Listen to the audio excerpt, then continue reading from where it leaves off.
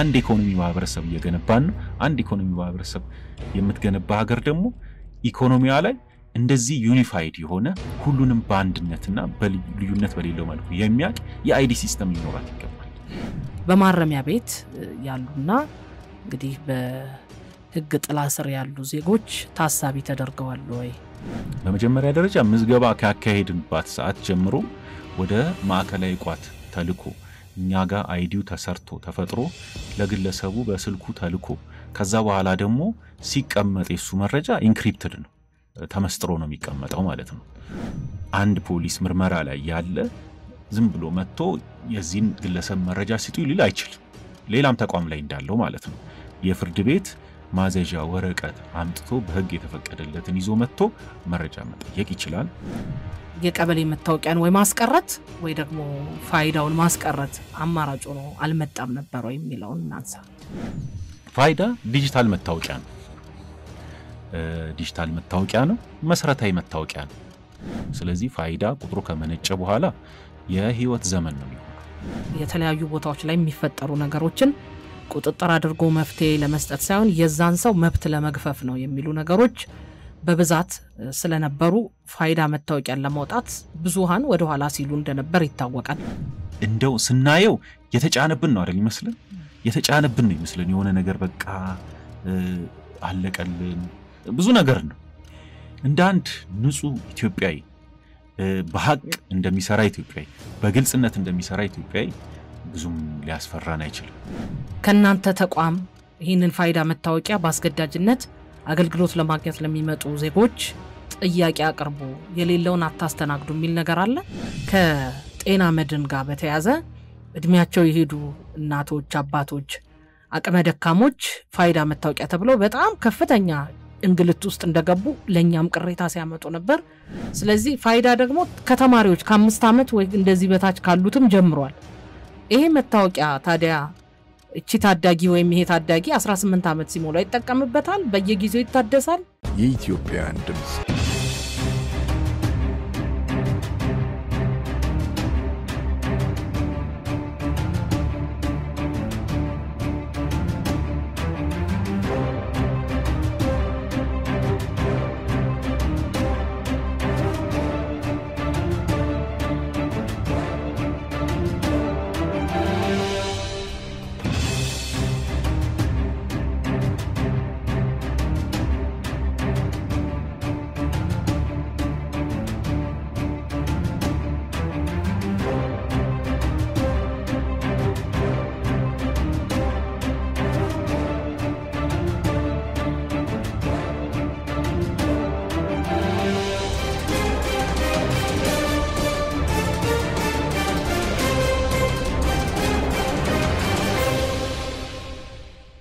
ሰላም ለእናንተ ይሁን ውድ ቤተሰቦቻችን ሳምንታዊው አሃዱ መድረክ ፕሮግራም ተጀምሯል እስከ 5 ሰዓት ድረስ አሃዱ መድረክን በአሃዱ ሬዲዮ 94.3 ሜጋሄርዝ በአዲስ አበባና በተለያዩ ክልሎች ሆናችሁ ልታደምጡን ትችላላችሁ እንደዚሁ በዜኖ ሬዲዮ በወርልድ ሬዲዮ ማፕ በሬዲዮ ጋርደን እና በሳተላይት አማካይነት ደግሞ ከአዲስ አበባ ከ500 ኪሎ ሜትር ባሻገር ያላችሁ ቤተሰቦቻችን እና በመላው ዓለም ያላችሁ አድማጮች መከታተል ትችላላችሁ አሃዱ መድረክን እየመራው እኔ ሊዲያ አበበ በቴክኒኩ ነጻነት ኪዳኔና የካሜራ ባለሙያዎች እንደዚሁ አብረን በጋራ እንሆናለን ስፍራሽ ደመላሽ ዕለቱን ታስፈጽማለች እስከ 5 ሰዓት አብራችሁን ስለምትሆኑ በአክብሮት ምስጋናዬን እየገለጽኩኝ ዛሬም በአንድ ሀገራዊ በተለይ ደግሞ የሁላችንም ጉዳይ በሆነ ርዕስ ላይ ውይይት እናደርጋለን የህዝብ ተወካዮች ምክር ቤት መጋቢት 21 2015 ዓ.ም የኢትዮጵያ ዲጂታል መታወቂያ ረቂቅ አዋጅን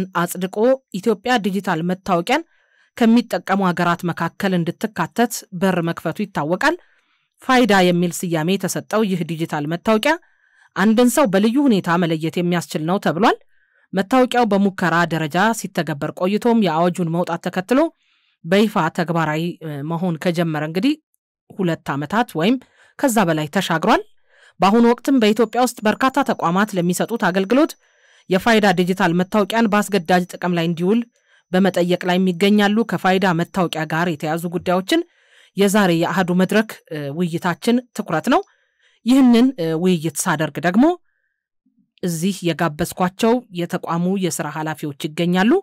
አገልግሎት ተቋሙ በሙሉ መጠሪያው በጠቅላይ ሚኒስትር ጽሕፈት ቤት የብሔራዊ መታወቂያ ፕሮግራም ይሰኛል። የዚሁ ተቋም ባለድርሻ አካላትና የሕዝብ ግንኙነት ዳይሬክተር አቶ ሳሚና ሰይፉና አቶ ጣና ታምራት የምዝገባ ክፍል ቴክኒካል ስፔሻሊስት አብረውን ውይይቱን ለመሳተፍ እዚህ ስቱዲዮ ተገኝተዋል። በጣም አክባሪዎቼ ናቸው። ከልብ እናመሰግናለን። ይህ ጉዳይ በውይይት መካተት እንዳለበት ሲታመን እነሱም በፈቃደኝነት እዚህ ተገኝተዋል። የዛሬው ውይይታችንን እንግዲህ በቀጥታ የሚከታተሉ ቤተሰቦች በዛ ያለ ጥያቄዎች እንደሚኖራቸው እናምናለን። በስልክ የሚገቡ ቤተሰቦችም ይኖራሉ። በቅድሚያ ግን እናንተ አክብራችሁ እዚህ ስለተገኛችሁ ከልብ አመሰግናለሁ። እኛም እናመሰግናለን። እሺ እንግዲህ በቅድሚያ የመጀመሪያ ጥያቄ ቀላል ሊመስል ቢችልም ፋይዳ መታወቂያ ምንድነው ከሚለው ልጀምርና አቶ ሳሚናስም አቶ ጣናም በዚህ ላይ ሐሳባችሁን ተቀብዬ ወደ ሌሎች ጥያቄዎች አመራለሁ።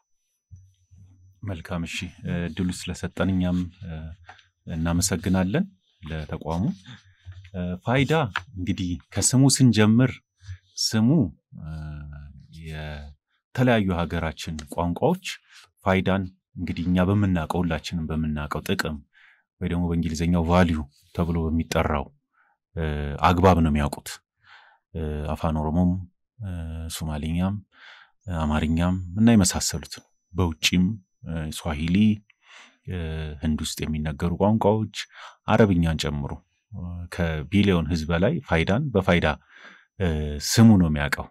ያንን ስም የመረጥንበትም እንግዲህ ትልቁ አግባብ ነው ብለን ያሰብንበት ፋይዳም ጥቅም ነው የሚያመጣው እንደ ሀገር። ስለዚህ ስሙም ደግሞ በተለያዩ ቋንቋዎች ተመሳሳይ ከመሆኑ አንፃር ያንን ታሳቢ ያደረገ ነው። ፋይዳ ዲጂታል መታወቂያ ነው። ዲጂታል መታወቂያ ነው፣ መሰረታዊ መታወቂያ ነው። ታዲያ ስታውን ካሉት መታወቂያዎች በምን ይለየዋል ነው እንግዲህ ብዙ ጊዜ ጥያቄው። እስከዛሬ የሚሰጡ መታወቂያዎች በተለያዩ ተቋማት እንደምናቀው አንዳንድ መታወቂያዎች መሆናቸውን ሁሉ አናቅም። ለምሳሌ ስልክ ቁጥራችን የስልክ አይዲ ነው። የመሬት ካርታ ላይ የሚሰጠን ሰርቲፊኬት ራሱ አይዲ ነው።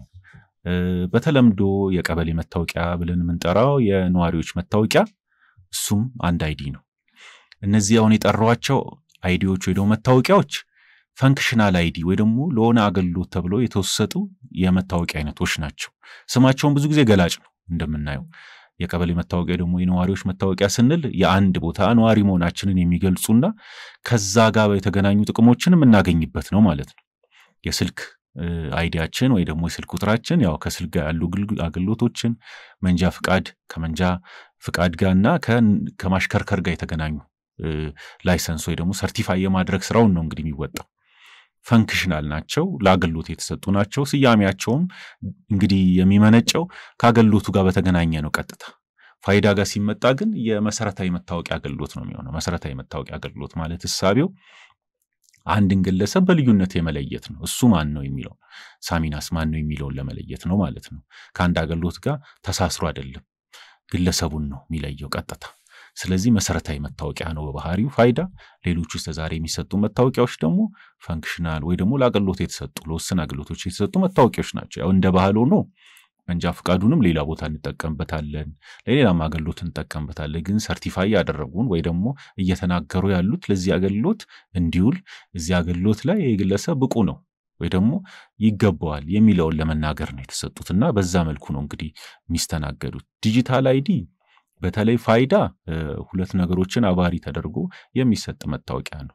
እንግዲህ ስንመዘገብ እንዳየነው የባዮሜትሪክ መረጃ የምንላቸውን እንደ 10 ጣት አሻራ፣ 2 የአይን ጣት አሻራ፣ የፊት ገጽ ወስዷል። እሱ ባዮሜትሪክ የምንለው ነው። ውስን የሆኑ ደግሞ የዲሞግራፊክ ወይ ደግሞ የስነ ህዝብ መረጃዎቻችንን ደግሞ ይወስዳል። እንደ ስም ሙሉ ስም ማለት ነው፣ እንደ እድሜ፣ እንደ ጾታ የመሳሰሉትን ወስዶ የተሰራ መታወቂያ ነው ማለት ነው። ላይፍ ታይም ነው ወይ ደግሞ የህይወት ዘመን መታወቂያ ነው። ለምን? በዋነኛነት የወሰድናቸው መረጃዎች ሊቀያየሩ የሚችሉ አይደሉም። የህዝብ መረጃዎች እንደ ግለሰቡ ፍላጎት ወይ ደግሞ ከህግ ጋር ተያያዥነት ባላቸው ጉዳዮች ሊቀየር ይችላል፣ ስም መቀየር ይችላል ግለሰብ። ግን ከዛ ውጭ ያሉት መረጃዎች ብዙ ጊዜ የሚቀየሩ አይደሉም። አለበለዚያ መረጃ ቀርቦባቸው የሚቀየሩ ከመሆናቸው አንፃር ማለት ነው። ባዮሜትሪክስ ግን ላይፍ ታይም ነው በዋነኛነት። አስፈላጊ ሆኖ ሲገኝ ብቻ የሚቀየሩ ይሆናሉ ማለት ነው ስለዚህ ፋይዳ ቁጥሩ ከመነጨ በኋላ የህይወት ዘመን ነው የሚሆነው ከሌሎች መታወቂያዎች ጋርም ያው የሚናበብ ነው ምንለው ብዙ ጊዜ መናበቡ ሜቢ በኋላ ላይ በሚኖሩን ኮንቨርሴሽኖች ላይ በደንብ መጨመርበት ነው የእንትን ያረኩት ሚስ ያረኩት ነገር ካለ አቶ ጣና ደግሞ እኔም አመሰግናለሁ ሳምናስ አብዛኛው ነገር ጠቅሷልም ተገልጿልም ብዬ ማስባለሁ ፋይዳ ምናልባት ለአንድ ሀገር ለእድገት ወሳኝ ከሚሆኑት አንዱ አይደንቲቲ ነው ምናልባት እስካሁን ድረስ በነበረው የአይደንቲቲ አገላለጽ ላይ ለምሳሌ ፋይዳ ከመምጣቱ በፊት በነበረው ላይ ብዙ የመረጃ ወይም የማንነት መገለጫ አይዲዎች አሉ እነሱ ግራውንድ ላይ ያሉት ለስፔሲፊክ አላማ ወይም ለምሳሌ ቀበሌ መታወቂያ እሱ እንደገለጸው ቀበሌ ወይም አንድ አካባቢ ላይ የመኖሪያ ፍቃድ አግኝቶ ነው ወይ ህጋዊ ነዋሪ ነው ወይ ምሎን ለመግለጽ ነው ድራይቪንግ ላይሰንስ ቢናየው ድራይቪንግ ላይሰንስ ለመኪና ለመንዳት እና ከመኪና ጋር ተያያዥ ነገሮችን ነው ልክ እንደዚህ ስቱደንት አይዲ ማለት እንችላለን የስራ አይዲ ልንለው እንችላለን እነዚህ ፈንክሽናል አይዲ ነው ምንላቸው መሰረታዊ አይዲ እስካሁን ድረስ ባለው ሁኔታ ላይ አልነበረም ስለዚህ ፋይዳ አመጣጡም እነዚህን አይዲዎቹን አንድ ላይ ለማስተሳሰር እና ደግሞ ይሄ ማጭበርበሮቹን ለመቀነስ ወጪዎቹን ለመቀነስ እና የተለያዩ አገልግሎቶች አንድ ሆኜ እኔ ለማቅረብ ለምሳሌ እኔ እዚህ ሆኜም ጣና ነኝ ሌላ ቦታ ሆኜም ጣና ነኝ ስለዚህ ያንን ማንነትን ለመግለጽ ፋይዳ ወሳኝ ነው ስሙንም ደግሞ ያው እንደ ስሙም አገልግሎቱም ሰፊ ነው በየማስባለሁ እሺ እንግዲህ ፋይዳ ምንድነው የሚለው ምክንያት ያነሳውበት ምክንያት ፋይዳማ መታወቂያ ነው ወይም ፋይዳማ እንደዚህ ነው የሚሉትን ፍረጃዎች ስላሉ እነሱን ቅድሚያ ለማጥራትና ወደ ሌሎች ጥያቄዎች መንደርደሪያ ለማለፍ ነው አመሰግናለሁ ቀጣዩ ሐሳብ ምንድነው እንግዲህ ፋይዳ መታወቂያ በዋናነት በብዙ መልኩ ሲነገር የነበረው ኢትዮጵያ ውስጥ አንዳንድ ጉዳዮች አንዳንድ ተግባራዎች ወይም ድርጊቶች ከፖለቲካ ጋር የተያያዙ ናቸውና የግለሰብ መረጃን መመንተፍ ነው ለስለላ ነው እና የተለያዩ ቦታዎች ላይ የሚፈጠሩ ነገሮችን ቁጥጥር አድርጎ መፍትሄ ለመስጠት ሳይሆን የዛን ሰው መብት ለመግፈፍ ነው የሚሉ ነገሮች በብዛት ስለነበሩ ፋይዳ መታወቂያን ለማውጣት ብዙሃን ወደ ኋላ ሲሉ እንደነበር ይታወቃል አስገዳጅ ሆኖ ከመምጣት ጋር ተያይዞ ነው በግዳጅ እየሆነ ያለውና የመጀመሪያው ሐሳብ በትክክል ፋይዳ መታወቂያ መነሻዬ ይሄ ነው ብሎ እንደተነሳውና ከተሞች የራሳቸውን ነዋሪ ሀገርም ደግሞ አጠቃላይ ዜጋዋን ማወቅ አለባት ከሚለው መርህ ባሻገር እነዚህን ጉዳዮች ተሰሟቸው እንደነበር እርግጠኛ ነኝና የስለላ የመረጃ መመንተፍና ለሌሎች የጸጥታ ወይም የህግ አካላት ለተለያየ ተቋማት የማቅረብ ሚና ነው ከዛ ባሻገር አስገዳጅ ለምን ሆነ በቃ ያንን መታወቂያ መያዝ የዜግነት መብት ነው ሰው በማንነቱ ማን ነው የት ነው የሚኖረው እንዴት ነው የሚለውን መታወቅ አለበትና ከመብት ጋር ለምን መቆጠር አቃተው ከሚለው ሐሳብ እንነሳ አሁንም ፊት ለፊት ያቱ ሳሚናስ ስላሉ ካቱ ሳሚናስ ነው የሚጀምረው መልካም ጥሩ ጥያቄ ነው እነዚህ ጥያቄዎች ናቸው እንግዲህ ህዝብ ውስጥ በተወሰነ መልኩ የሚሸራሸሩት ታውንም እያጠራናቸው ያሉ ጉዳዮች ናቸው በዋነኛነት አንድ እንደ ተቋምም በሁለት እግር ስንቆም በህግ አግባብ ነው የቆምነው ቅድምም ጠቅሰሽዋል በአዋጅ ነው የቆምነው ከዛም ባለፈ ደግሞ እኛንም ደግሞ በስራ ሂደት ውስጥ መስመር የሚያዝዘን ደርብ የሚያስይዘን እኛንም ብቻ ሰው ሌሎች ዳታ የሚሰበስቡ ተቋማቶችን ደርብ የሚያስይዝ ሌላ ህግ አለ የግለሰብ ዳታ ጥበቃ የሚባል አዋጅ አለ ያ የግለሰብ ዳታ ጥበቃ አዋጅ በተለይ እኛን የባላደራ የዳታው ባላደራ እንጂ ባለቤትም አያረገን ባለቤቱ ግለሰቡ ነው የሚሰጠው መረጃ ማለት ነው ለተቋማትም ስናስተላልፍ በባለቤቱ ፍቃድ ነው እና ይሁንታ ነው ያውም አንዳንዴ ምን ይሆናል መሰለሽ አካውንት ሊከፍቱ ግለሰቦች ይሄዱና አይ ግለሰቡ ፍለፊት ካልቀረበ ወይ ደግሞ የሚላክለትን ቴክስት ለባለሙያው ካላከ አካውንቱን መክፈት አንችልም ምክንያቱም አይዲውን ማግኘት አንችልም ሲሉ አንዳንድ ግለሰቦች ኮምፕሌን ያቀርባሉ ለምንድነው እስተዛሬ አካውንት ምን ከፍተው መታወቂያ ባለንበት ሰተን ነው እንዲያደርገን ነው እንዲ ኖ አሁን እሱ ታሪክ ሆኗል ይሄ ያንተ ዳታ ነው ባንተ ኮንሰንት ባንተ ፍቃድ ለተቋሙ ያ መረጃ ሼር የሚደረገው ያን ታሳቢ ያተደረገ። ስለዚህ ህጎችን ራሱ ወደ ቴክኖሎጂ በቴክኖሎጂ ተርጉመናቸዋል ማለት ነው። በመጀመሪያ ደረጃ ምዝገባ ካካሄድንባት ሰዓት ጀምሮ ወደ ማዕከላዊ ቋት ተልኮ እኛ ጋር አይዲው ተሰርቶ ተፈጥሮ ለግለሰቡ በስልኩ ተልኮ ከዛ በኋላ ደግሞ ሲቀመጥ የሱ መረጃ ኢንክሪፕትድ ነው፣ ተመስጥሮ ነው የሚቀመጠው ማለት ነው። አንዱ እሱ ነው። ኢንፍላይትም ስቶር ላይ ምንላለን እኛ በሁለቱም ተመስጥሮ ነው የሚቀመጠው። ያን መረጃ የተመሰጠረው መረጃ ከፍቶ ለማየት የሚችለው ያ ግለሰብ ቅድም እንዳልኩት በስልኩ ኦቲፒ በፍቃዱ ፋይዳውን ቁጥሩን ሰጥቶ ኦቲፒ ተልኮለት ያንን ኦቲፒ ለሰጠው ተቋም አገልግሎት ሊሰጠው ላሰበው ተቋም መልሶ ሲሰጥ ያኔ እነሱ ማግኘት ይችላሉ። ወደፊት ደግሞ በጣት አሻራ ወይ ደግሞ ፊትን ገጽ በማንበብ ሊሆን ይችላል። ይሄ እንግዲህ ቴክኖሎጂን በህግ ሲተረጎም ማለት ነው። ትልቁ ነገር ባለቤት ያደርገዋል ግለሰቡ፣ እኛንም ተጠያቂ ያደርገናል ህጉ። ካለ ምንም ምክንያት ለማንም መረጃውን መስጠት አንችልም። ኮንሰንት ቤዝድ ነው። ብዙ ጊዜ ለዛ ነው ከተመዘገቡ በኋላ እንኳን ግለሰቦች ምንድነው የምናደርገው ሲስተማችን ላይ ካስገባን በኋላ መመዝገቡን የምታሳየው አንብጣሽ ወረቀትና የሞሉትን ፎርም አያይዘን መልሰን ለነሱ ነው የምንሰጠው። ምክንያቱም ያ መረጃ በእጃቸው መገኘት ስላለበት የነሱ ስለሆነ ነው። እንግዲህ እያንዳንዱ ግለሰቦች አንዳንዴ በደንብ አስተውሎ የማያቸው ግን የምናረጋቸው ድርጊቶች አሁን ላይ እንደ ሀገርም በተለይ ስለ ዳታ ያለን አመለካከትም የበለጠ አዌርነሱ እንዲኖርም ከማስረጽ አንፃር ነው። እንደ ድል ሆኖ ፋይዳ ሰፊና በጣም አገር አቀፍ የሆነ ዘመቻ ነው፣ ንቅናቄ ነው። ግን ሌሎችም ተቋማት አሉ ዳታ የሚወስዱ በተለያየ ቦታ ላይ የምንጠየቃቸው መረጃዎች አሉ። ባለቤቱ ግን ማወቅ ያለብን አሁንም እኛ እንደ ግለሰብ እኛ ነን የሚለው ማወቅ አለብን። ይሄ የግለሰብ ዳታ ጥበቃ አዋጅ ለዲጂታል አይዲ ወይ ደግሞ ለፋይዳ ብቻ የመጣ ሳይሆን ለማንኛውም ዳታ የመጣ ነው። ኦፍ ኮርስ አንዳንድ ተቋማት በህግ አግባብ ጠይቀው መረጃውን ማግኘት ይችላሉ። በፍርድ ቤት ለምሳሌ የፍርድ ቤት ትዕዛዝ ከመጣ አንድ ፖሊስ ምርመራ ላይ ያለ ዝም ብሎ መጥቶ የዚህን ግለሰብ መረጃ ሲጡ ሊል አይችልም። ሌላም ተቋም ላይ እንዳለው ማለት ነው። የፍርድ ቤት ማዘዣ ወረቀት አምጥቶ በህግ የተፈቀደለትን ይዞ መጥቶ መረጃ መጠየቅ ይችላል። አሊያ ደግሞ በግለሰቡ በራሱ በኩል ጥያቄዎች ሊቀርቡ ይችላሉ መረጃን የሚጠይቅ፣ ምክንያቱም ባለቤቱ ግለሰቡ ስለሆነ። ከዛ ውጪ ግን እንደ ሀገር ለናሽናል ሴኩሪቲ የሚያሰጉ ነገሮች ሲሆኑ ተቋማት ይሄ የሚመለከታቸው ተቋማት ግለሰቦች ሳይሆን ተቋማት የመጠየቅ አግባብ መብት አላቸው ማለት ነው። እሱ ደግሞ በህግ የተቀመጠ ነው፣ በህገ መንግስትም የተቀመጠ ነው። እነዚህን ህጎች ሁሉ ተግብረን ነው የምንሄደው። ዓለም አቀፍ ህጎችም ተቀባይነት አላቸው። እነሱንም ታሳቢ አድርገን ነው የምንሰራው። ምክንያቱም የዚህ የዲጂታል አይዲ ጉዳይ የኢትዮጵያ ብቻ ሳይሆን በአፍሪካ እንደ አንድ የአጀንዳ 2063ም አካል ሆኖ ስለሚታይ ማለት ነው። እሳቤው እዛ ድረስ ነው የሚሄደው፣ በዛ አግባብ ነው የሚሄደው።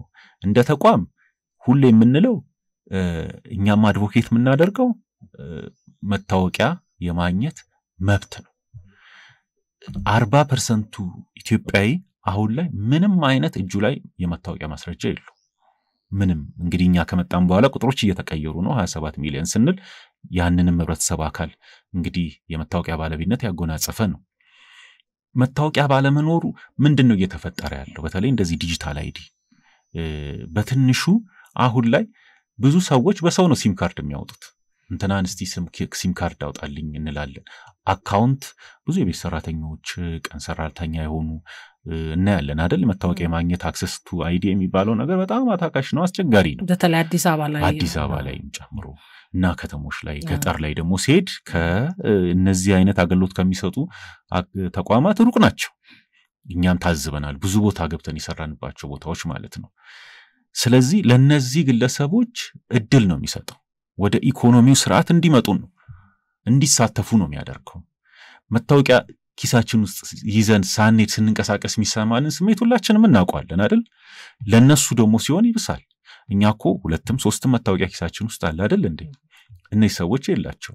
አካውንት እገሌ በሚባል ባጎታቸውን የተከፈተው፣ ሲም ካርዳቸው እገሌ በምትል አሰሪያቸውን የተከፈተው ይገባቸዋል። እንደ አንድ ሀገር ዜጋ ይገባቸዋል። ስለዚህ አንደኛ መታወቂያውን በመስጠት ስርዓት ውስጥም ሰፊ ነው ያደረግነው። የምንጠይቃቸው ማስረጃዎች ሪስትሪክት አላደረግነው። ምክንያቱም መታወቂያ ሰብአዊ መብት ነው ብለን ነው የምናስበው። ምክንያቱም ቀጥሎ የሚሰጡት አገልግሎቶች የጤና አገልግሎት ነው፣ የትምህርት አገልግሎት ነው፣ እነዚህን ታሳቢ ስላደረገ ሰፊ አድርገናል ከ35 በላይ ማስረጃዎችን ግለሰቦች በማቅረብ የሃይማኖት ማስረጃዎች ሊሆን ይችላሉ በሃይማኖት ተቋማት ይሰጡ ሊሆን ይችላል የትምህርት ቤት መታወቂያ ባንክ ቡክ የመሳሰሉትን ነው ይዞ ፋይዳ ሰው የሚመዘገበውና ሰፊ ያደረግነው ለዚህ ነው ከዛም አልፈን እኮ አንድ ፋይዳ ያለው ሰው ፋይዳ ለሌለው ሰው ቫውቸር አድርጎ ወይ ደግሞ ምስክር ሆኖ በፋይዳው መታወቂያኛውን ግለሰብ እንዲይዝም የሚያመቻች ስራ ዘርግተናል ይሄ ሁሉ ነገር እሱንስ በደንብ አብራሩልኝ አቶ ሳሚናስ እናንተ ጋር ማለት ፋይዳ መታወቂያን ሲወስድ ነው ዋስም የሆነው ወይስ ፋይዳ መታወቂያ ለምሳሌ እኔ ምንም አይነት ማስረጃ የለኝም ልበል የባንክ ቡክ የለኝም የሰበካ ጉባኤ ሰርቲፊኬትም አይለኝም ከእስልምና ጉዳዮችም የተሰጠኝ ሊሆን ይችላል ከተለያዩ ሃይማኖት ተቋማትም ወይ ደግሞ ከድርም የተሰጠኝ ነገር መታወቂያ ይመስል ነገር የለኝም ምንም ማስረጃ የለኝም ባዶ እጄን ነኝ ግን መታወቂያውን ፈልጋለሁ ያኔ ምን ይሆናል ግለሰቦች መታወቂያ ያላቸው ፋይዳ መታወቂያ ያላቸው ግለሰቦች ለዛ ግለሰብ ዋስ በመሆን መታወቂያቸውን በመስጠት የፋይዳ አይዲ ቁጥራቸውን በመስጠት ያ ግለሰብ መታወቂያውን እንዲያገኝ ማድረግ ይችላል ይሄን ያህል ነው ሰፊ ያደረግን ብዙ ጊዜ አሁን ጥያቄው አንዳንዴ በተለይ ከአንዳንድ መንግስታዊ ተቋማት ሊሆን ይችላል ከተለያየ ግለሰቦች እንዴት ነው የሴኩሪቲ ጉዳይ ይላሉ ደግሞ መልሰው እንግዲህ እዚህ ጋርም ህብረተሰብ የሴኩሪቲ ጉዳይ ይላል እዛ ጋርም አንዳንድ ተቋማት ይላሉ የሴኩሪቲ እሳቤው ተቀይሯል ሴኩሪቲ ዊዝ ኢንክሉዥን ደህንነት በአካታችነት ውስጥ ነው መሆን የሚገባው ባግላይነት ውስጥ አይደለም ያ ነው ትልቁ እሳቤውን የተቀየረው እንደ ሀገር በማወቅ ውስጥ ያለው ጋራንቲ ወይ ደግሞ ሴፍቲ ይበልጣል ሳናቀው ምክንያቱም ፋይዳ የማወቅ ስርዓት ነው አይደል የአይዲ ስርዓት ነው የመታወቂያ ማለት መታወቅ ነው ስለዚህ የዛ ስርዓት ስለሆነ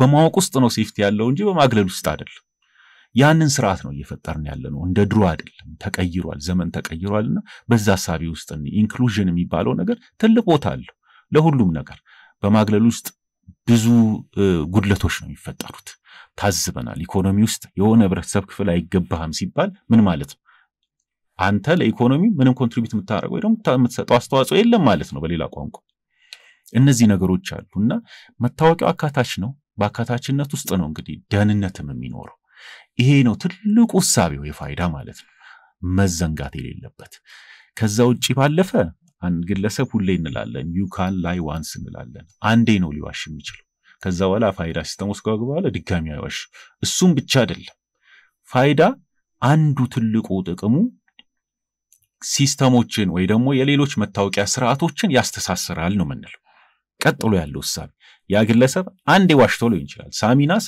አበበ ብሎ ተመዝግቦ ሊሆን ይችላል ግን የኔ ማስረጃዎች ሌሎች ተቋማቶች ውስጥም አሉ አይደለ የሲስተም ትስስሮች ሲሰራ ደግሞ ምን ይሆናል ማለት ነው እነዚህ ነገሮች እየተገለጡ ይመጣል ለምሳሌ ልበላው አሁን ላይ በዚህ ሰዓት ድሬዳዋ ከተማ አስተዳደር ላይ የራሳቸውን የሆነሮች መታወቂያ ፋይዳን ቤዝ አድርገው ነው እየሰጡ ያሉት ከኛ መረጃ ዳይሬክትሊ በሲስተማቸው ይወስዱና የመጀመሪያዎቹን የኛ መረጃ ከዛ ከነሱ ጋር ያለው መረጃ አንድ ላይ አቀናብረው ነው መታወቂያ እየሰጡ ያሉት አስቢው ያ ግለሰብ የድሬዳዋ ከተማ አስተዳደር ነዋሪ ነኝ ግን ሳሚናስ አይደለም አበበ ነኝ ብሎ መታወቂያ ወጣ አሁን የድሬዳዋ ከተማ አስተዳደር የድሬዳዋ ከተማ አስተዳደር የቀበሌ መታወቂያዬን በፋይዳ ቤዛ አድርጌ ልሰጥ ነው እና ሲለኝ ምንድነው የሚሆነው ማለት እዛኛው ጋር ገሌ ነኝ እዚህኛው ጋር ገሌ even if like ያ ግለሰብ አንድ እንኳን ዋሽቶ ቢሆን መልሶ ምን የመያዝ ወይ ደግሞ ያንን የተጨበረበረ ነገሩን የመጋለጥ እድሉ ሰፊ ነው ለምን አሁን ከተቋማት ጋር እየተሳሰር ነው ስራውንም ደግሞ ማንዳቶሪ አርገው ወይ ደግሞ አስገዳጅ አርገው እየሄዱ ያሉት ማን ናቸው ፋይዳ ተቋሙ ሳይሆን ተቋማት ናቸው አይደል ሌሎች ተቋማት ናቸው ለምን ለአገልግሎታቸው ተጠቃሚነት በማስተሳሰር ሂደት ውስጥ ማለት ነው ይሄ ግን አሰራር ከየት ነው የወረደላቸው ተቋማት ለምሳሌ ባንክ ፍርድ ቤትም ይሁን አገልግሎት መስጫ ተቋማት ብዙሃን የሚሄዱባቸው ፋይዳ መታወቂያ ይላሉ ከናንተ ተቋም ይሄንን ፋይዳ መታወቂያ በአስገዳጅነት አገልግሎት ለማግኘት ለሚመጡ ዜጎች ጥያቄ አቅርቡ የሌለውን አታስተናግዱ የሚል ነገር አለ እሱ ጋር ብዙ ጊዜ ለምሳሌ አሁን በባንክ ስርዓት ውስጥ ሊሆን ይችላል ወደፊት በቴሌኮም ስርዓቱም ሊሆን ይችላል ሌሎችም እንግዲህ ሰነዶች ማረጋጋጫም ሲኬድ እኛ ፋይዳ ለናንተ ምን ጥቅም ይሰጣል የሚለው በተለይ ለነ ተቋማቶቹ ብዙ ጥናቶች ነው የምንሰራው አብረን በጋራ ይሄ ትግበራ የሰነዶች ማረጋጋጫ ስንገባ ወይ ደግሞ ባንክ ላይ ስንገባ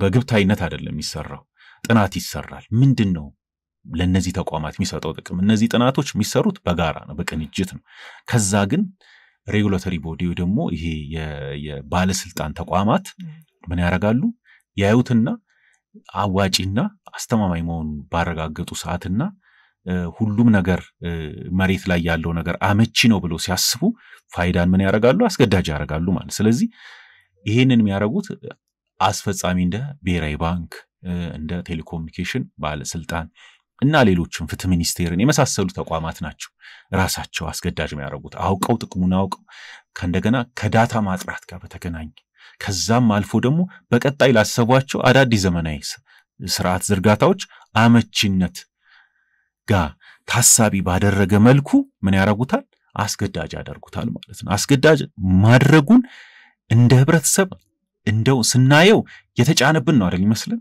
የተጫነብን ነው ይመስልን የሆነ ነገር በቃ አለቀልን ብዙ ነገር ነው እንደ አንድ ንጹህ ኢትዮጵያዊ በሐቅ እንደሚሰራ ኢትዮጵያዊ በግልጽነት እንደሚሰራ ኢትዮጵያዊ ብዙም ሊያስፈራን አይችልም ሁለተኛ ተቋማት በተለይ ፋይዳን በመተግበራቸው ቀጥሎ የሚያመጡትን ነው መጠየቅ ያለብን ምንድነው ይመጣልልኛ ቀጥሎ ምንድነው ጥሩ ነገሩ ምክንያቱም ጥናቱ ፋይዳን በመተግበር ብቻ የሚቆም አይደለም ቀጥሎ ምንድነው ነው ያ ተቋም ቀጥሎ ምንድነው ፋይዳ መጥቷል ፋይዳ የመተማመኛ ማዕቀፍ ነው መተማመኛ ማዕቀፉ በግለሰብና አይደል በተቋም መካከል ነው ያን ነገር እየፈጠረ ያለው ምንድነው ቀጥሎ ነው ጥያቄው ጥሩ ምሳሌ ለምሳሌ አሁን የገቢዎች ቲን ነምበር ሲወጣ አንደኛ እንደ ተቋም ካየነው ድሮ ራሱ የጣት አሻራ ይወስድ ነበር በጣም ይሄ ጣት አሻራን በተለይ ባዮሜትሪክ ዳታን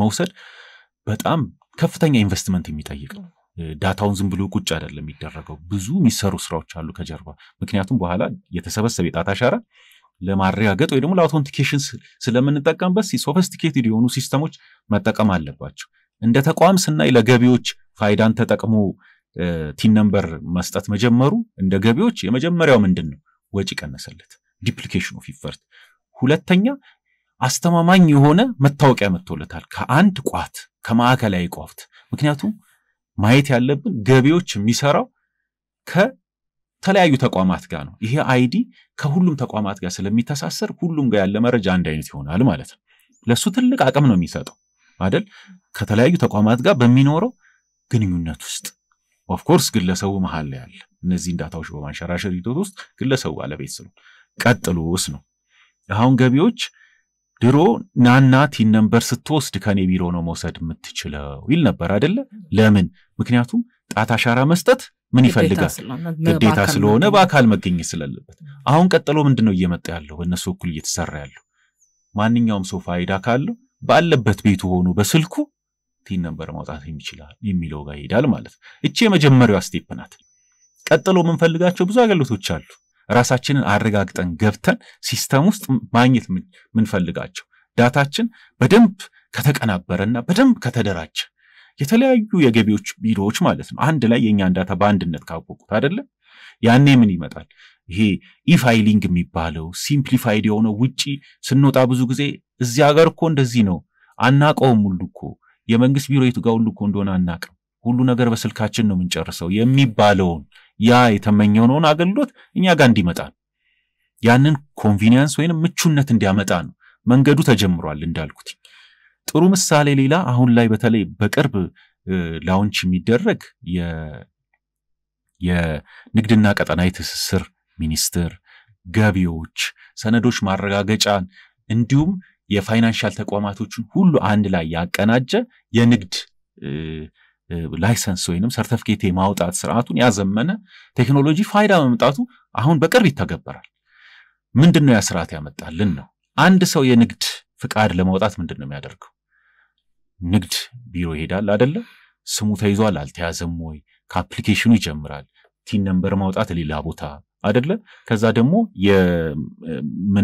ሜሞራንደም ኦፍ አሶሲዬሽን ይባላል ይሄ ምን ፈራረመው አይደል ፒኤልሲ ስንቋቋም 3-2 ሆነን እሱን ከሰነዶች አይደለ እንግዲህ የት ቦታ ላይ እንዳሉ እነዚህ ቢሮዎች እስቲ በጭንቅላታችን ዝም ብለን እናስብ ምን እንደሚመስል እስቲ ፕሮሰሱን አሁን በጭንቅላታችን እናስብ አሁን እሱን በስልካችን 20 ደቂቃ ባልሞላ ጊዜ ውስጥ እንደ ፍጥነታችን በእርግጥ ይወሰናል እንደ ቴክኖሎጂ አጠቃቀም ፍጥነታችን ስልካችን ላይ ስማችንን የምንፈልገውን የተቋም ስም አለመያዙን ላይሰንሱን አፕላይ ማድረጉን ቲን ነምበር መጠየቁን እዛው ላይ ከእንደገና ደግሞ ይሄም የሰነዶች ማረጋገጫ ምንሰራውን ስራ ሄደን ምንዋዋለውንም እዛው ላይ ሞልተን እዛው ላይ ፈርመን ስልካችን ላይ በፋይዳ ተረጋግጦ ገብቶ ማለት ነው ጨርሰን በ20 ደቂቃ ውስጥ ስንጨርስ 40%ቱን ስራውን ጨርሰናል ከዛ 60%ቱ ከጀርባ ሆኖ ኦፊሰሩ ተሟልቷል ዶክመንቱ ይልና ያይና አፕሩቭ ነው የሚያደርገው አፕሩቭ ሲያደርጉሉ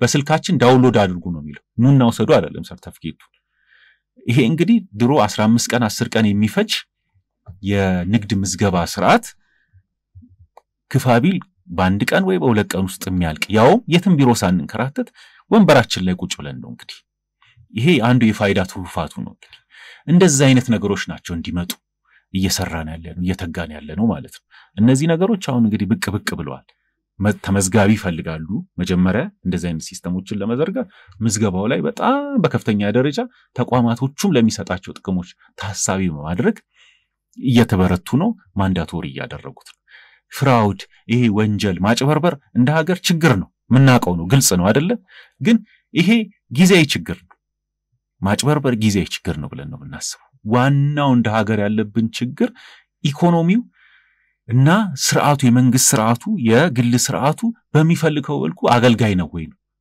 ያንን ማምጣት ላይ ነው የፋይዳ ትልቁ ጥቅም ግን ብዙ ጊዜ ሰዎች ያው ሚያዋትን ነው ፍለፊት እንደ ችግር ፍለፊት የተደቀነችብን ነው ምናየው እንደ ሀገር ግን ትልቁ ያልን ያለ ነው አንድ ኢኮኖሚ ማህበረሰብ እየገነባን ነው አንድ ኢኮኖሚ ማህበረሰብ የምትገነባ ሀገር ደግሞ ኢኮኖሚያ ላይ እንደዚህ ዩኒፋይድ የሆነ ሁሉንም በአንድነትና በልዩነት በሌለው መልኩ የሚያቅ የአይዲ ሲስተም ሊኖራት ይገባል ያንን ታሳቢ ማድረግ ነው ማለት ነው የፋይዳ ስርዓት አሁን እየተገበረ ያለው ተቋማትም ደግሞ ጥቅሙንም ያዩትም ከዚህ አንፃር ነው ነገ ላይ ባንኮች አካውንት ለመክፈት ኑኔጋ ይሉ ኦንላይን ገብታችሁ ክፈቱ የሆነ አገልግሎት ስንፈልግ ለምን እንሄዳለን አይደለ እነዚህ ምቾት ምንላቸውን ሌላ ሀገር የተመኘናቸውን ነገሮች ማምጣት ላይ ነው ቴሌብር ሲቢ ብር ብድሮች አሉ አይደል ማይክሮ ሎኖች አሁን ላይ 10,000 5,000 ነው ምን ያህል ህይወት ይቀይራሉ እርግጠኛ አይደለንም ምን እንፈልጋለን እኛ ፋይዳ የፋይናንሻል ሴክተሩ ላይ ሲተገበር ማይክሮ ሎኖች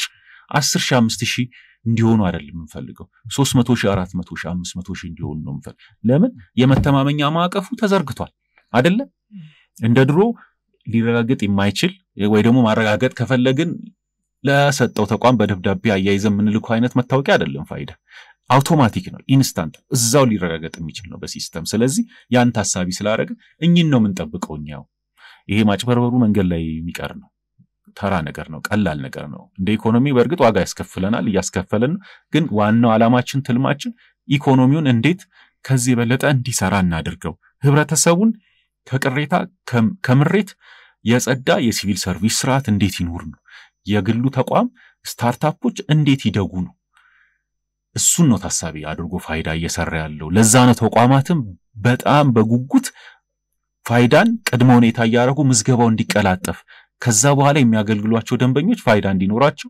የሚሰሩት ሲስተም ደግሞ ኢፌክቲቭ እንዲሆን ያስችላቸዋል ማለት ነው ከዛ ሐሳቢ አንፃር እሺ አመሰግናለሁ አቶ ሳሚናስን ወደ አቶ ጣና ሳልፍ ይሄ እሳቸው በሰፊው አንስተውታል እንግዲህ የመረጃን በደንብ ጠብቆ ካለመያዝ ጋር ከስለላ ምን ተብሎ የሚነሱት ነገሮች ቴክኒካል የሆኑት ነገሮች ላይ እንግዲህ እርሶ ደግሞ በደንብ እዛ ላይ ስለሆነ እየሰሩ ያሉት በዋናነት የሚነሳው ነገር ምንድነው የእጅ ጣት አሻራ የማይወጣላቸው ሰዎች አሉ ለምሳሌ እድሜያቸው ሄዱ ሰዎች በቀበሌ እንኳን ተመቻችቶላቸዋል አሻራ መስጠት ስለማይችሉ አሻራቸው እንግዲህ ከእድሜ ጋር ከምን የተያያዘ ስለሚጠፋ ልዩ መታወቂያ ይሰጣቸዋል አገልግሎት መስጫ ቦታዎች ሲሄዱ አቅመ ደካማ መሆናቸው ወይም እድሜያቸው እየሄደ መሆኑ ታውቆ አገልግሎት እንዲያገኙ ይደረጋል እናንተ ጋር ደግሞ በጣም በከፍተኛ ሁኔታ እነዚህ ነገሮች እይታ ውስጥ አልገቡምና ማህበረሰቡም ጥያቄ ያነሳል ለዚህ አንደኛው ምንድነው ማረጋገጫ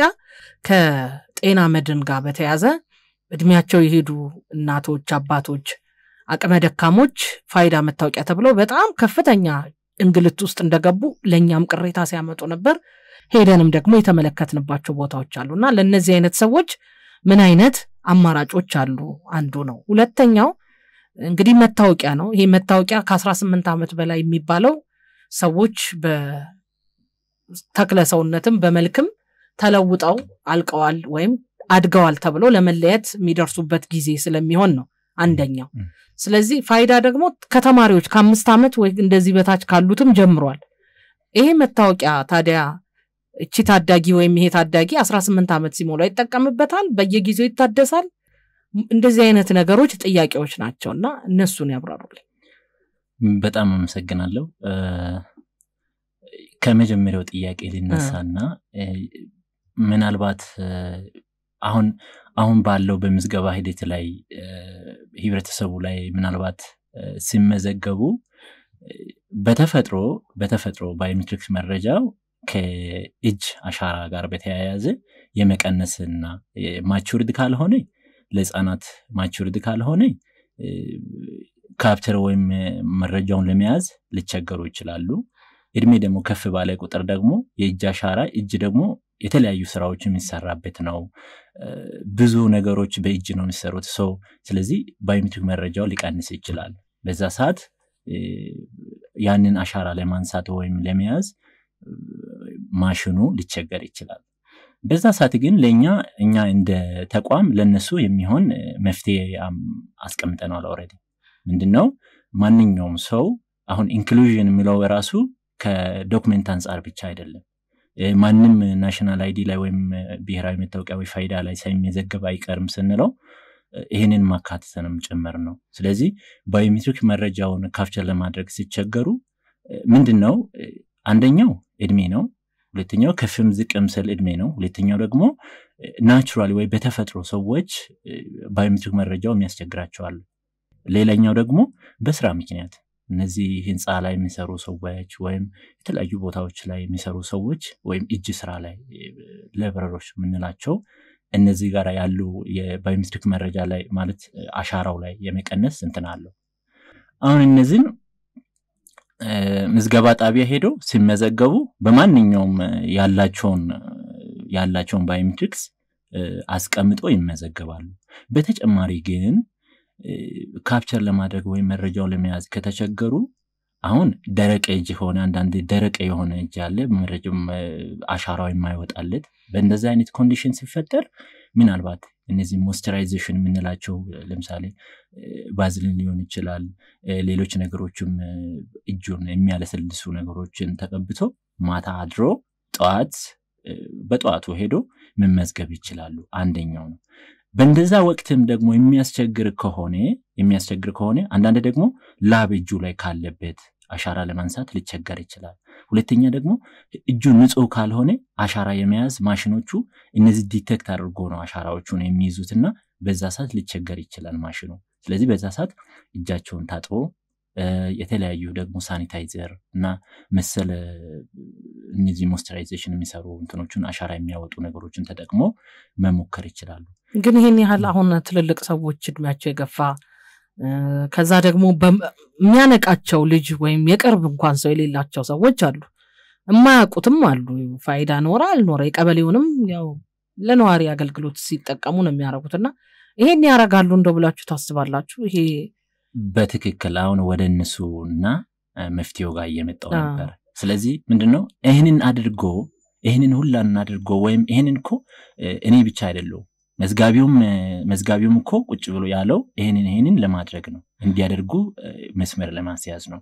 ሁለተኛው ደግሞ መዝጋቢው ደግሞ ይሄንን ካለ በኋላ መጨረሻ ላይ እምቢ ሚል ከሆነ ምንድነው ያለው እኛ ባክኤንድ ላይ ሶሉሽን አለን። እኛ ሶሉሽን ለነዚህ ማለት ነው ምንድነው የምናደርገው ምናልባት አሁን እዚሁ ላይ ማንን ነግራቸው ወይም ለነዚህ ዜጎች ያለውን መረጃ ካፕቸር አድርጎ ምንም ካፕቸር ለማድረግ አያስቸግረው 5 ጊዜ ያስቀምጣሉ፣ ካፕቸር ያደርጋል ሲስተሙ ካፕቸር ሳያደርግ አይቀር። ስለዚህ ካፕቸር ያደርጋሉ፣ ወደ መረጃ ቋት ይልካሉ። ከዛ ሰዓት ደግሞ መረጃን አሁን እኛ ሁለቱን ነው የምናጠራው፣ ባዮሜትሪክ መረጃ ጥራትም የዴሞግራፊክ ወይም እነዚህ የስነ ህዝብ መረጃ ጥራትንም ሁለቱን እንሰራለን። ስለዚህ ይሄንን የሚሰሩ ባክኤንድ ላይ ያሉ ሰዎች ልጆች አንደኛ እድሜ ያያሉ፣ ሁለተኛው ደግሞ ህፃን ነው ወይ ከፍ ያለ እድሜ ነው ያላቸው ወይ ምሎን ያያሉ። ሁለተኛው ደግሞ ባዮሜትሪክ መረጃው ካፕቸር ለማድረግ የሚያስቸግር ባዮሜትሪክ መረጃ ነው ወይ አይደለም የሚለው መለየት ይችላሉ በመረጃውን አይቶ ማለት ነው ባዮሜትሪክ መረጃውን አጥርቶ ስለዚህ በእነሱ በኩል መፍትሄ ይቀመጥና እነዚህ ሰዎች መታወቂያ ወይም አይዲ እንዲያገኙ ይደረጋል ሌላኛው እነሱ ቀርቶኮ እጅ የሌላቸው አካል ጉዳተኞች ማንኛውም ሰው እንዲመዘገብ መፍትሄው ተቀምጧል ምንድነው ለነሱ ያለው መፍትሄ እነሱም ለምሳሌ እኔ አሁን እጅ የለኝም ወይም አካል ጉዳተኛ አይን የለኝም ኮል ማየት የተሳናቸው ከሆኑ እነዚህ ሰዎች ኤክሰፕሽን የሚለው አለ ሲስተሙ ላይ ኦሬዲ ያንን አመቻችተናል ስለዚህ ኤክሰፕሽን ተደርጎ ሲስተሙ ይፈቅድላቸዋል ስለዚህ እነዚህ ሰዎችም ይመዘገባሉ ወደፊት አውተንቲኬሽን ወይም ለማረጋገጥ አገልግሎት ለመጠቀም እነዚህ ሰዎች አማራጮችን ይጠቀማሉ እጅ ጉዳት ካለበት አይን ያሻራን ይጠቀማል ፌስን ይጠቀማል አሁን ናሽናል አይዲ ካስቀመጣቸው ከሞዳሊቲ ወይም ከጥሩ ጎኑ ባዮሜትሪክ ማረጋገጥ ይቻላል የሚለው ራሱ መልቲ ሞዳል ምንለው ይሄ ኦፕሽኖቹ አማራጮቹ መኖሩ ራሱ አንዱ መፍትሄ ነው ሁለተኛው ጥያቄሽ ጋር ወደዛ ሲሄድ ህፃናት ወይም ከ18 ዓመት በታች የሆኑ ህፃናት ለምን ይፈልጋሉ ምለው ምንድነው ቀደም ካልናቸው ነገሮች ጋር ይያያዛል ለምሳሌ ምናልባት የአይደንቲቲ ወይም መታወቂያ መያዝ አለባቸው የሚለው ወይም አሁን አንድ ልጅ ተወልዶ 18 ዓመት እስኪደርስ ድረስ ሙሉ ኮንትሮሉ እሱ ምንም ነገር መያዝ አይችልም ማለት ነው ይሄ ግን እኔ እንደ አሰራርም ጥሩ ነው ሙሉ በሙሉ ጥሩ ነው ለለውም አልችልም ከፋሚሊ ኮንትሮል ደሞ ውስጥ ሆኖ መታወቂያ መያዝ ቢችሉ አሁን ለምንድን ነው የሚጠቀሙት ለትምህርት ቤት አይዲ ባዮሜትሪክ ቤዝድ ይሆናል እኛ ምንድነው ቀደም ከተነሳው ጥያቄው እንደውም ራሱ ቴክኖሎጂን ፈልገን ከዛ ደግሞ በተቀራኒው ደግሞ ሌሎች ነገሮችን አለመፈለግ ራሱ እንትን ነው የሚሆነው አንዱ ጋር ፈልገን አንዱ ላይ ክላሽ ያደርገናል ለምሳሌ አሁን ዓለም ካለችበት ደረጃ ላይ የቴክኖሎጂ ደረጃ ላይ ለመድረስ አይደንቲቲ ወሳኝ ነገር ነው ስለዚህ አሁን 5 ዓመት የተባለበት ምክንያቱም አንድ ህፃን ልጅ ባዮሜትሪክ ሶ ማቹርድ ሆኖ ካፕቸር ለማድረግ የሚደርሰው ከ5 ዓመት በላይ ሲሆን እና 5 ዓመትና ከዛ በላይ ሲሆን ነው ስለዚህ ለዛ ነው 5 ዓመትን መራሱ ያስቀምጥ ነው ነገር ግን አሁን ባለው ቴክኖሎጂ ከ5 ዓመት በታች ህፃናት ሲወለዱ ራሱ ካፕቸር የማድረግ ኦፕሽኖቹን የተለያዩ የዓለም ያሉ የባዮሜትሪክ መረጃ የሚሰበስቡ ተቋማት ወይም ማሽኖቹም የምርቱ ተቋማት እየሞከሩ ነው ብዙ ጥናቶችም እየመጡ ነው ምናልባት ቅርብ ጊዜ አይታችሁ እንደሆነ እና ከ5 ዓመት በላይ ያለው ልጅ ለትምህርት ቤት ይሄ ምንድነው ህይወትን ቀለል ከማድረግ አንፃር ከተለያዩ ነገሮችን ለህፃናት ባንክ ቡክ ለመክፈት ወይም ለልጆች የተለያዩ አገልግሎቶችን ሊጠቀሙ የሚፈልጉትን መጠቀም እንዲችሉ ባዮሜትሪክ ናሽናል አይዲ ወይ ፋይዳ አስፈላጊ ነው ለአገልግሎቶች ነው ወሳኝ የሚሆነው ስለዚህ ከዛ አንፃር በመዘገቡ የተለየ ነገር አይኖርም ብዬም አስባለሁ ያው ትምህርት ቤቶችም አስገዳጅ አርገውታልና እድሳቱንም በተመለከተ ጠይቄያለሁና አጠቃላይ አሁን የተወሰዱት ዳታዎች አሉ ሁሉም ነገር አለና ከዚህ ጊዜ በኋላ ማሳደስ የሚባል ስላለ እነዚህ ልጆች እንዴት ያያረጉ ነው ይሄን ፋይዳ እየተጠቀሙ የሚያድጉት የሚለው ነው በትክክል ምናልባት እዚህ ላይ ለመጨመር ያክል አሁን 5 ዓመት ላይ የሰበሰበው መረጃ ምናልባት ቆየት ብሎ ከ10 ዓመት በኋላ አንድ መረጃ ባዮሜትሪክ መረጃን ማደስ ይችላሉ ስለዚህ ይሄም ተቀምጧል ኦሬዲ አሁን የመጀመሪያው ምዝገባ ስለሆነ ወደ መደብ መረጃ ቋቱ መረጃው እንዲገባ እናደርጋለን ዘንድ ደግሞ መረጃውን ከማደስ አንፃር ከ10 ዓመት በኋላ ደግሞ ማቹርድ ሲሆኑ ያንን መረጃ ባዮሜትሪኩም ይሁን ስነ ህዝብ መረጃም ይሁን ማደስ ይችላሉ ያ ከዚህ ላይ ለመጨመር ብዙ ጊዜ ትክክለኛ ጥያቄ ነው አንድ የ6 ዓመት ልጅ ምን ሊሰራለት ነው አይዲ እውነቱን ለመናገር ይባላል የትምህርት ቤት ያለው አዎ ትልቁ ነገር አንዱ ትልቁ ቻሌንጅ እንግዲህ ዳታ ነው ጥርት ያለ ዳታ እንደ ሀገር አለመኖሩ ነው አንድ ተማሪ እንግዲህ ከቅድመ አንደኛ ደረጃ ትምህርት ቤት የሚገባበትን እድሜ እናቋል ብዙ ጊዜ 5 ዓመት 7 ዓመት አንደኛ ክፍል እናገኘዋለን ይሄ ልጅ የተለያየ ትምህርት ቤት ነው የሚማረው ብዙ ጊዜ ስም ሲጻፍ ታዝበናል ከዚህ በፊት አይደል ስማችንን እንዴት እንደተጻፈ ሁላችንም ነው የምናውቀው የጻፈው ማን ነው ይሳሳታል አሁን አይደለም እናውቀው 6ኛ ክፍል የተለየ ስም የፊደል አቀማመጥ ያለው ስም ነው ያለኝ 8 ሚኒስትሪ ሌላ 12 ሌላ በእኔ ጊዜ 10ም ነበር 10ም ሌላ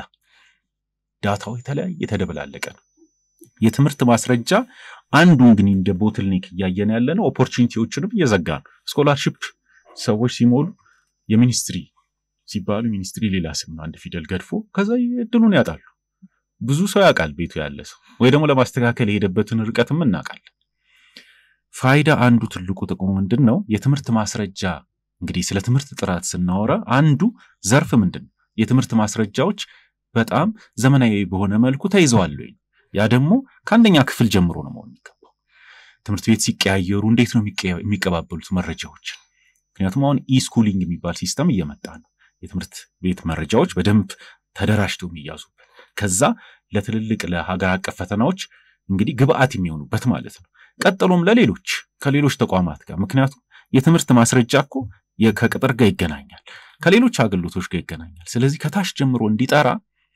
ከማስቻል አንፃር በዋነኛነት ሌላ ቫክሲኔሽንም አለ ከቫክሲኔሽን ጋር የተገናኙ መረጃዎች አሉ ዛሬ ላይ ምን ቫክሲኔሽን ወስዷል ይሄ ልጅ ነገ ላይ ትላንት የትኛው ወላጅ ነው ቫክሲኔሽን ወስዶ እንግዲህ ቫክሲና እንግዲህ ለዛጻ ልጅ የሰጠው ቀጣይስ ማን ነው አይደል እንዴ ምናቀው ዛሬ አባት ነው ነገ እናት ናት አይደል ከነጎዳያት ነው መረጃዎች እንዲቀናበሩና እንዲያዙ ነው ስለ አንድ ግለሰብ መረጃዎች ከጤና አንፃር በተለይ ልጆች ጋር ሲመጣ ከትምህርት ማስረጃ አንፃር ሁለተኛ ኪሳቸውስ መታወቂያ እንደዚህ አይነት መታወቂያዎች መኖራቸው በተለይ አውቶንቲኬት ወይ ደግሞ ሊረጋገጡ የሚችሉ መታወቂያዎች ትምህርት ቤቶች ብቻ ሳይሆን ሊረጋገጡ የሚችሉ መታወቂያዎች ማለት ቶሎ ከሲስተም ጋር የተናበቡ መታወቂያዎች በኪሳቸው መገኘቱ ራሱ እነዚህ ልጆች ጋር ትልቅ አቅም ነው የሚሰጣቸው በእንቅስቃሴ ውስጥ ማለት ነው እነዚህ ሁሉ ታሳቢ ናቸው እንግዲህ ወደ ኢኮኖሚው ቀስ ብለን ነው መንገባው ከልጅነታችን ጀምረን ወደ ሰፊው ኢኮኖሚ ተሳትፎ አይደለ አንድ ብለን ስንጀምር እንግባ ፋይዳ አስተዛሬ እንግዲህ ትልልቆችን እናኛን የመሳሰሉትን የሚመዘገቡ ምክንያቱም ባክሎግ ስላለ ነው እንደ ሀገር እንጂ ከታች ነው መጀመር የሚገባው ነው ሲስተሙ ድሮ ቢኖር ኖሮ ይለመዳል ስታንዳርድ ኦፕሬሽናል ፕሮሲጀር ይሆናል ከታች ነበር ይመጣው አሁን ግን ምን ያያረግን ነው ባክሎግም እየሰራን ስለሆነ ነው ትልልቆቹ ላይ የሚከደው ኢኮኖሚ ተሳትፏችን የሚጀምረው ከ0 አመት ነው የመጀመሪያውን በር ሰርቲፊኬት ስንመዘገብ ነው አይደለም ይጀምር ስለዚህ ከዛ ያለ ያደገ ነው እንጂ መጣ እየቀነሰ ይመጣ አይደለም ከታች ብንጀምረው አባጪ ነው በተለይ ለነዋሪው ለግለሰቡ የሚል አግባብነት ያለው እሳቤ ታይቶ ነው እንግዲህ ይሄ ስራ እየሄደ ያለው ማለት ነው ኢንክሉዥን ላይ ቅድም እንግዲህ ባለሙያውም እንደገለጸው ነው አቶጣና ኢንክሉዥን ላይ ኤክሰፕሽን ከመጣም ከአገልግሎት ጋር የተገናኘም እና ሌሎችንም ባለሙያዎች ታች ላይ ሆኖ የሚሰሩ ኦፊሰሮች አስፈላጊውን ሁሉ እንግዲህ አግባብነት ያለው ስርዓቶችን ተጠቅመው በመዝገባው አካታች እንዲሆን የመስራት ስራው ላይ ኃላፊነት አለባቸው ማለት ነው እሺ እንግዲህ በዋናነት የተነሱት ሐሳቦች የፋይዳ መታወቂያ በተለያየ አንፃር የሚነሱ ችግሮች ናቸው ተብሎ የተለዩም ይሁን ከጠቀሜታው አንፃር ነውና ይሄ እንግዲህ ከመደበኛው የቀበሌ መታወቂያ የሚለይባቸው ነገሮች አንስታችኋል እዛ ጋር ያሉ የማንነትም ይሁን የተለያዩ መረጃዎች መዛባትን አጥርቶ ከመምጣትም አንፃር መሆኑ ተነስቷልና ፋይዳ ይሄንን ያህል ጠቀሜታ ያለው እንደሚገለጸው ያህል ደግሞ አገልግሎት ለማግኘትም አገልግሎት ለመስጠትም ያንን መታወቂያ መያዝ ግዴታ ሆኖ ሳለ የቀበሌ መታወቂያ ጋር አንዳንድ ቦታዎች ላይ እኩል ለውድድር የማይቀርብበት እንደውም ከናንተ በኩልም በመጀመሪያ ወቅት ላይ የቀበሌ መታወቂያ ሊተካል መጣም ሌላ የራሱ ዓላማ አለው ተብሎ ነበር አንዳንዶች እንደውም የኔ ቀበሌ መታወቂያ ምን ያደርግልኛል የሚሉ ተቋማትም አገልግሎት የሚሰጡ አካላትም አሉ አንዳንዶች ደግሞ የፋይዳ መታወቂያውን ሲያዩ እንደውም እንደ ጸጥታ አካላት ፋይዳው ምን ያደርግልኛል የቀበሌ መታወቂያውን አምጡ የሚሉም አሉ እኩል ግንዛቤ መፍጠር ለምን አልተቻለም የቀበሌ መታወቂያውን ተክቶ መስራት የማይችል ደግሞ ከሆነ የቀበሌ መታወቂያን ወይ ማስቀረት ወይ ደግሞ ፋይዳውን ማስቀረት አማራጭ ነው አልመጣም ነበር ወይ የሚለውን እናንሳ መልካም እንግዲህ በሁለት ከፍለን እንየው ከግንዛቤ እጥረት ጋር በተገናኘ የሚፈጠሩ ክፍተቶች አሉ አንዱ ፋይዳን እንግዲህ ይዘን ስንሄድ የሚገጥሙ እንግዲህ ቻሌንጆች ወይ ደግሞ እንከኖች ናቸው ሌላው ደግሞ ከፋይዳ ሐሳብ አንፃር በእርግጥ ፋይዳ የትኛውን መታወቂያ ሊተካ አልመጣም እሱን እንግዲህ አሁንም አስመረን ነው የምናገር ግን ምን ማለት ነው መተካትና ለመተካት ስንል ለምሳሌ አንድ ሰው እኮ የቀበሌ ነዋሪነት መታወቂያ የሚሰጠው እዛ ነዋሪ በመሆኑ እሱ የሚገባው መብትና ግዴታ አለ ከዛ አንፃር ነው ድራይቪንግ ላይሰንስ ሲሆን ከድራይቪንግ ላይሰንስ ጋር ነው አይደለ አንዳንድ አገልግሎቶች ማንነትን በማረጋገጥ ብቻ ሊሰጡ ይችላሉ ያኔ ፋይዳ አይደለ ሁለተኛ ደግሞ በቀጣይ እየሰራንበት ያለ ነው ቅድም እየተናገርን ያለ ነው ለምሳሌ ድሬዳዋ ከተማ አስተዳደር ላይ የቀበሌ መታወቂያውና የፋይዳ መታወቂያው በሲስተም ተሳስሯል ምን ማለት ነው እዛ ሲሄድ የቀበሌ መታወቂያውን ሰጠው ፋይዳዬንም ሰጠው አንድ አይነት ነው ማለት ነው ምክንያቱም ሲስተሙ ስለተሳሰረ አሁን ገና የመጀመሪያዎቹ ላይ ስለሆነ ነው ነገ ላይ ምን ይሆናል መታወቂያዎችን ሁሉ ከጀርባ ሆኖ ስለሚያናብብ ፋይዳን እንደተለዋጭ ከፈለኩ ፋይዳ ማሳየት ይችላል ከፈለኩ የቀበሌ በቃ ለተጠቀም ፈልገውን ነገር ሁሉ ማሳየት ይችላል ነው ወደዛ አግባብ ነው የምንሄደው ሲስተሞቹን ከጀርባ ስለሚያስተሳስር አሁን ግን መንገዱ ላይ እያለን አንዳንድ ቦታዎች ለምሳሌ አሁን አዲስ አበባ ከተማ መስተዳደር ለአንድ ወረዳ እንዲ ለሚባል ነዋሪ ብቻ የሚሰጥ አገልግሎትን ለመጠየቅ ማን ነው እሱ የሚለውን ለማረጋገጥ ፋይዳን ይጠይቃሉ ከዛ ደግሞ ነዋሪ ነው ወይ የሚለውን ለማወቅ ደግሞ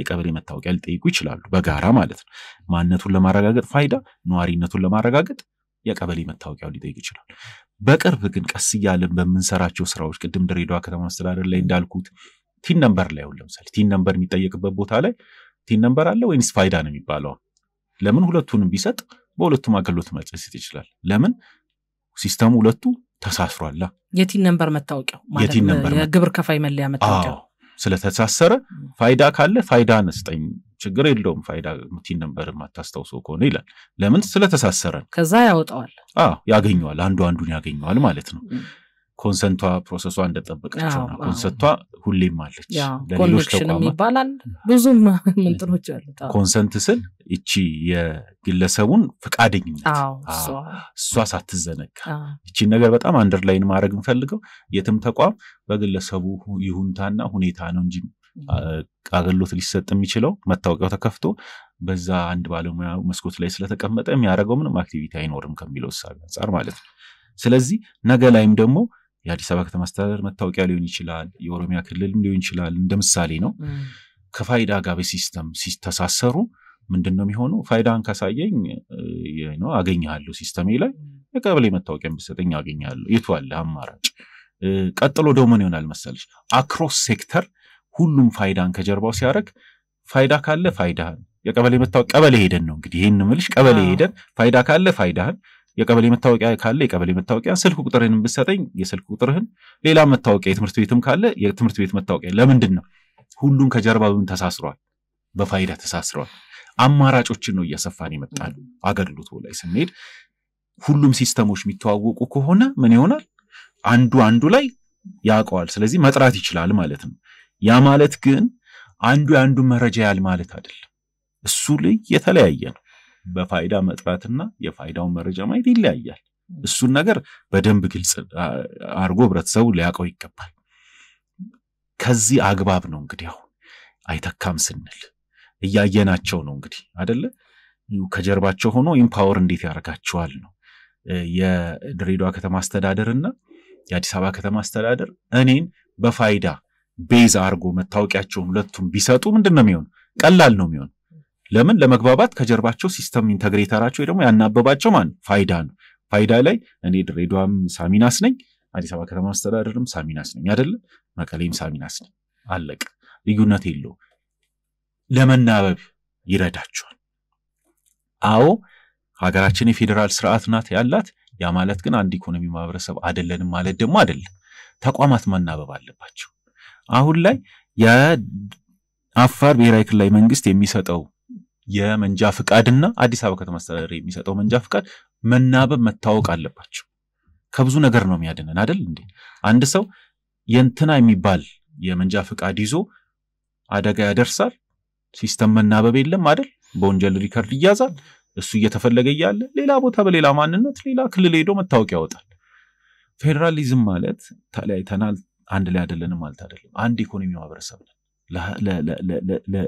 ያንን እሳቢ መዘንጋት የለብንም አሁን ያናበብን ክልሎች ከክልሎች ተቋማት ከተቋማት እንዲናበቡ ከጀርባ ፋይዳ ስራውን ይሰራል ማለት ነው ያን ነገር ነው መፍጠር እያሰብን ያለነው በዛ ሐሳቢ ውስጥ ይታይ እንዳልሽው አንዳንድ ቦታ ላይ ፋይዳን አትስጠኝ ይሄ ምንድነው ምናን የሚል ነገር አለ ይሄ ግንዛቤ ክፍተት አንፃር ነው እንደውም ፋይዳ አውቶማቲክ የሆነ እዛው ባለበት ሰውየው ያዘው መታወቂያ ማረጋገጥ እንችላለን ባይዘው ያዘውን መታወቂያ ማስረጃ ስር የመታወቂያውን ማስረጃ አንድ ግለሰብ በተለምዶ መታወቂያ በመንላት በዛሽ በካርድ መልኩ ፋይዳ ሊይዝ ይችላል አንድ ሁለተኛ በኤ4 ፕሪንት አድርጎ መያዝ ይችላል ዳውንሎድ አድርጎ ቁጥሩን የሚይዘው ደግሞ በቴሌብር ያወጣል በቴሌብርም ዲጂታሊ ዳውንሎድ አድርጎ ስልኩ ላይ ማሳየት ይችላል አማራጮቹ 3 ናቸው ሰፊ ናቸው ይሄንንም ህብረተሰቡ መዘንጋት የለበትም ያገለው ተቋማትም ይሄንንም መዘንጋት የለባቸውም አንድ ግለሰብ ሲመጣ ያንን በተለምዶ መታወቂያ ካርድ ምንለው ይዞ ካልመጣ መታወቂያ አይደለም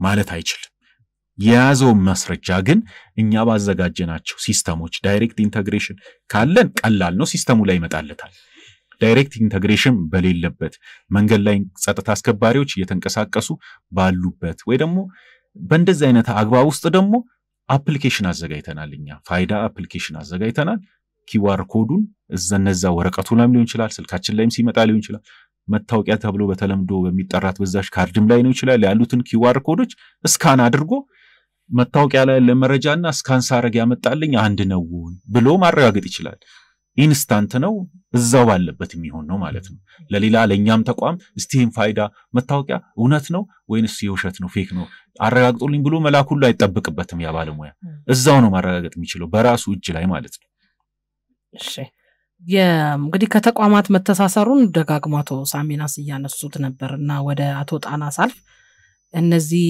የተሳሰሩና በተለይ ይሄ የባዮሜትሪኩን ተጠቅመው የነሱንም ስራ የሚቆጥቡ ተቋማት እንዳሉ ሆነው የኢሚግሬሽን እና የፌደራል ፖሊስ ይሄ የፎረንሲክ ምርመራ ተቋም እስካሁን ይሄን እያደረገ አይደለም ግለሰቡ ራሱ ነው ይሄንን የባዮሜትሪክ እየሰጠ አገልግሎቱን እያገኘ ያለውና በተለይ እነዚህ ቦታዎች ላይ ያለው መጓተት በመጀመሪያ ትልቁ እንትን አሻራ መስጠት ነው እንጂ ሌሎቹ በጣም አሻራውን ለመስጠት የሚደረጉ ፕሮሰሶች ወይም ሂደቶች ናቸው ማለት ሰልፉንም የአገልግሎት መጨናነቁንም የሚያመጡትና እነዚህ ተቋማት ጋር ለመተሳሰር እየተሰራ አይደለም ምክንያቱም በጣም ተገልጋይ ያለባቸው ናቸው የሚታወቁ ናቸው አሁን ገቢዎች ብንል ግብር ሊከፍል የሚችለው ሰው ነው እንደኛ ተቀጣሪ ሆኖ በተቋም በኩል ነው ግብር የሚከፈልለት እንግዲህ ተቋም የንግድ ተቋም ከሌለው ይሄ ግን መሰረታዊ አገልግሎት የሚሰጥባቸው ናቸውና